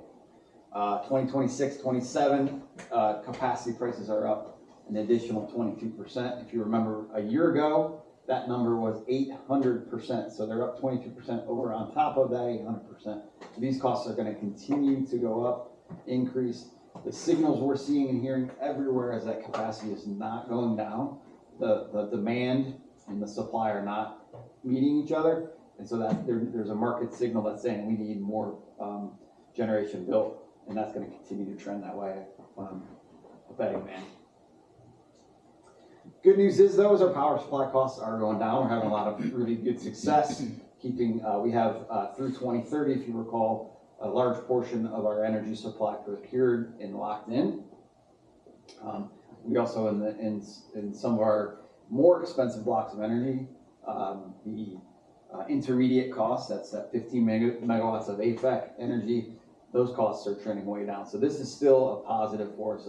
This kind of shows that hard work and commitment to that affordability as we go out and find these blocks of energy. I know you want 2031 and beyond. Prices aren't looking that great yet, so we're still watching that market. The good news in the last 2 graphs. The first graph was 2005, the Energy Policy Act 2005 gave transmission incentives. That's why the spending is increasing. In addition to renewables are distributed, they're not central points. On the other hand, fracking and natural gas has been driving the market down, but unfortunately there's going to be scarcity because of data centers, so 2031 to 2035 is going to be tough. You missed it. We're not there yet, so we'll come back in 2031 and see if I actually missed it. We'll see. I want to say, joking, all jokes aside, the chairman thinks I hate transmission capacity because I always show this graph. That's not the case. This is needed. Our transmission grid and system is aging. It needs reinvestment. We need new generation. In order to do that, we need transmission capacity. Something needs to change. The interesting piece of all of this is that the supply-demand equation is changing so quickly that we're in a reactionary mode right now. So everyone's just kind of reacting and trying to understand what's going to happen in the future. And I tell you, I don't know that anyone knows at this point, because there really isn't a generation technology that can come online quickly enough to support these data centers. So it's just an interesting equation. I'll accept your apology. And then again, shown slightly differently, here is just what the cost equation for the electric division. We have about over $60 million budget at the electric division. The largest component of that is power supply on the expense side. The cost equation power supply has changed dramatically in that period of time. So the donut used to be power supply, keep those costs low, our rates would stay. Transmission capacity was somewhat of an an afterthought, excuse me. That, again, cost equation is changing. This pie chart's going to look even different next year because we had the benefit in 2025 of having a few months of really low capacity pricing. Next year, we're going to have an entire year of very, very high capacity prices. So that's going to change even more as you look at power supply only being 40% or 48% of our cost equation. If I could channel Mr. Grimes at this point, the more solar panels we get to that 10 megawatt number, our capacity charges are going to go down. That is true. I'm channeling you. Thanks. And here, perfect segue, because we do have some legacy programs that have been very successful. Actually, we actually put these in before the cost signals were really, really strong, and now they're proving to be extremely valuable. When you talk about our thermostat program, we have over 1,200 thermostats enrolled in our energy efficiency program throughout the city. What that does, again, it sends a signal to customers, use electricity during those peak times, and then we all save. So that's over 1 megawatt of electricity we're reducing during those peak events, equates to $86,000 in savings. We also recognize that as EVs come online, a general normal usage pattern and charging pattern for an EV customer is drive to work, come home, park in your garage, plug in, start charging. Well, when you plug in, that's exactly when we need you not to charge, because that's during the peaks. So we needed to create a program that sends a signal to our customers that says, don't do that. Instead, program your car to charge at night. And again, we've got over 100 households enrolled in our EV charging program. That's, again, almost a megawatt of savings and $209,000 in avoided costs that we've done by being proactive in programs like that. So from when I was campaigning, that's 300 additional houses participating in the thermostat. I think it was 9 something when I, just what, two years ago? It continues to grow organically, and the beauty of that program is they're smart connected thermostats. You plug it in, enroll your program, put our zip code in, and you get a notification. Hey, do you want to save $75 and join our program? So it's a really great, organic growth. I will say the Nest portion of that program, we've had it online for quite some time. So we're looking at some retention to make sure customers aren't growing weary of it and want to leave. So we are looking at some ways to make sure we keep those customers engaged in that program as well. Keep the education, because I know when we had the peak, the social media was in the wrong direction. And that does happen. We help counter it, but it's it did get better. Keep the education. Yeah, it's true. Generally, heat wave comes in and it lasts 3-4 days. You start to get 3 or 4 of these events in a row, and people get kind of tired of them. And we understand that. We're really trying to work on. We've shrunk the length of the program, the time of the program, and we've done a lot of proactive ways. But we do want to keep customers engaged, and maybe that's a cost signal that we need to say, hey, thank you for all of this. We want to keep you engaged. So we're looking at all of that as well. And again, I want to talk about this and stress that this program is not funded in the budget, but I do want to talk about it because it's an important consideration. And we talked about solar. The chairman mentioned solar. That wasn't a funded program either, but an opportunity presented itself. We've been studying and building our relationships and making sure we're staying connected in this space. Similarly with battery storage, when we talk about other creative ways to control costs and shave peak, this is the number one thing we think about. So we're doing a lot of time, we're spending some time understanding what that looks like, looking at models that are being done. There's many, many different ways to do this. But what we're seeing is a really positive way very similar to that power purchase agreement with Clean Energy Ventures, where there's no capital expended from the electric division, but we get a great product and service. There's ways to replicate that on the storage side. So we're really staying engaged in the market, seeing if there's a way to maybe put this into our portfolio at the right time, reduce our cost risk, but also really increase in shape peak. Well, the AMP transmission thing, if it comes, that'll provide capital too. That's true. So that was hoping it would come in my tenure, but it's gonna, it's a no-brainer. So I think the future councils will say, yep, we'll take that capital, put our transmission in AMP, and then save our customers money, and then do something like this. That's where we're gonna put your bench. It's We're gonna put it like right under those windows. The windows are here. It's going one of those places. no, I think it's gonna be near the Porta-John. Again, not touching that one. I'm gonna move on. Let's talk about rates a little bit, because we are, again, stressing the capacity transmission increases. We are expecting an 8% increase in 2026. 8%. And the bulk of that is to cover those costs that we're seeing on the transmission side. That equates to about $14.21 for what we consider an average customer. Again, $14.21 is nothing to sneeze at. We recognize that. We really are working hard to keep these costs low, and we'll continue to do that. But I do want to give the good news, right? Are we similar to water, benchmark ourselves against those who are around us? And in this case, that's AEP. This slide shows our current rates on the far left in green, our projected rates in the middle in the orange, and on the far right, that is AEP's rates today. So we're benchmarking our current and future rates against AEP today. I would tell you I anticipate that rates to go up again. They just passed those costs through to the capacity side. Their customers saw a significant increase in June of this year. That's a pretty significant gap between us and that's 79 cents. Just wait. Well, That's coming. We got the dollar for you. Be patient. That's the last No, I'm just saying that's 79 cents. That's better than 82 cents. Exactly. And that's going, it'll probably be 77. And that's just electric. Yeah. Let's do the whole utility bill. Okay. I'll shut up. You're spoiling the mic drop at the end. So here is that, all of utilities, and that $19.78 across all utilities on a monthly basis. Again, average customers, we try to project that against who's a pretty average customer, but there's wide variation amongst all of our customer bases, whether it's water or electric, sewer. So again, a really positive story, I think, when you project that out. And then finally, 73 cents on the dollar. 73 cents on the dollar to end it all. That's really looking at water and electric rates compared against the region. Sewer is a pass-through cost for all of the other, and it's going to be about the same on all of our counterparts. So that's water and electric. This is another economic development tool, Rachel. 73 cents on the dollar. That's all I have. That's the electric. You finished on a good note. I knew this would be the one to end on. When is the AMP transmission timeframe coming?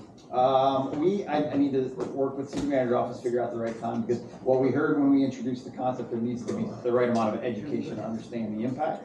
And so we're building out an education plan to make sure council's comfortable and understand. So sometime next year? Or? That's likely to be sometime next year. I'm continuing the dialogue with AMP. We're continuing to do our evaluation and still working in parallel with that.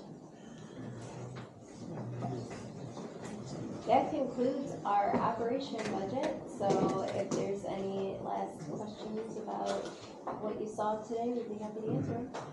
Or bring it back at another time. I have another hour of conversation. Oh, okay. All right. I got my pen. Actually, I wanted to thank staff. I know what budgets take, and this is extraordinary. And anyone out there, it's 409 pages. It's posted. You can see all the financials in there to your heart's content on this. We have our first reading on the budget on November 4th. The third reading will be December 2nd, and we only appropriate 2026 at that time. But again, every year we do 5 years, unlike any other city. So kudos to staff on this. Any other comments by council?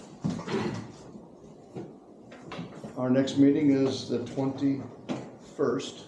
Is it at 7? 7 p.m. I'll see you then. We're adjourned. We got you on early, so you could, munch on. That's right, you're gonna come walk with me? What's that? You're gonna come walk with me? I'm gonna go to reporter job. Hey, how many times did I chat? 3? Yeah.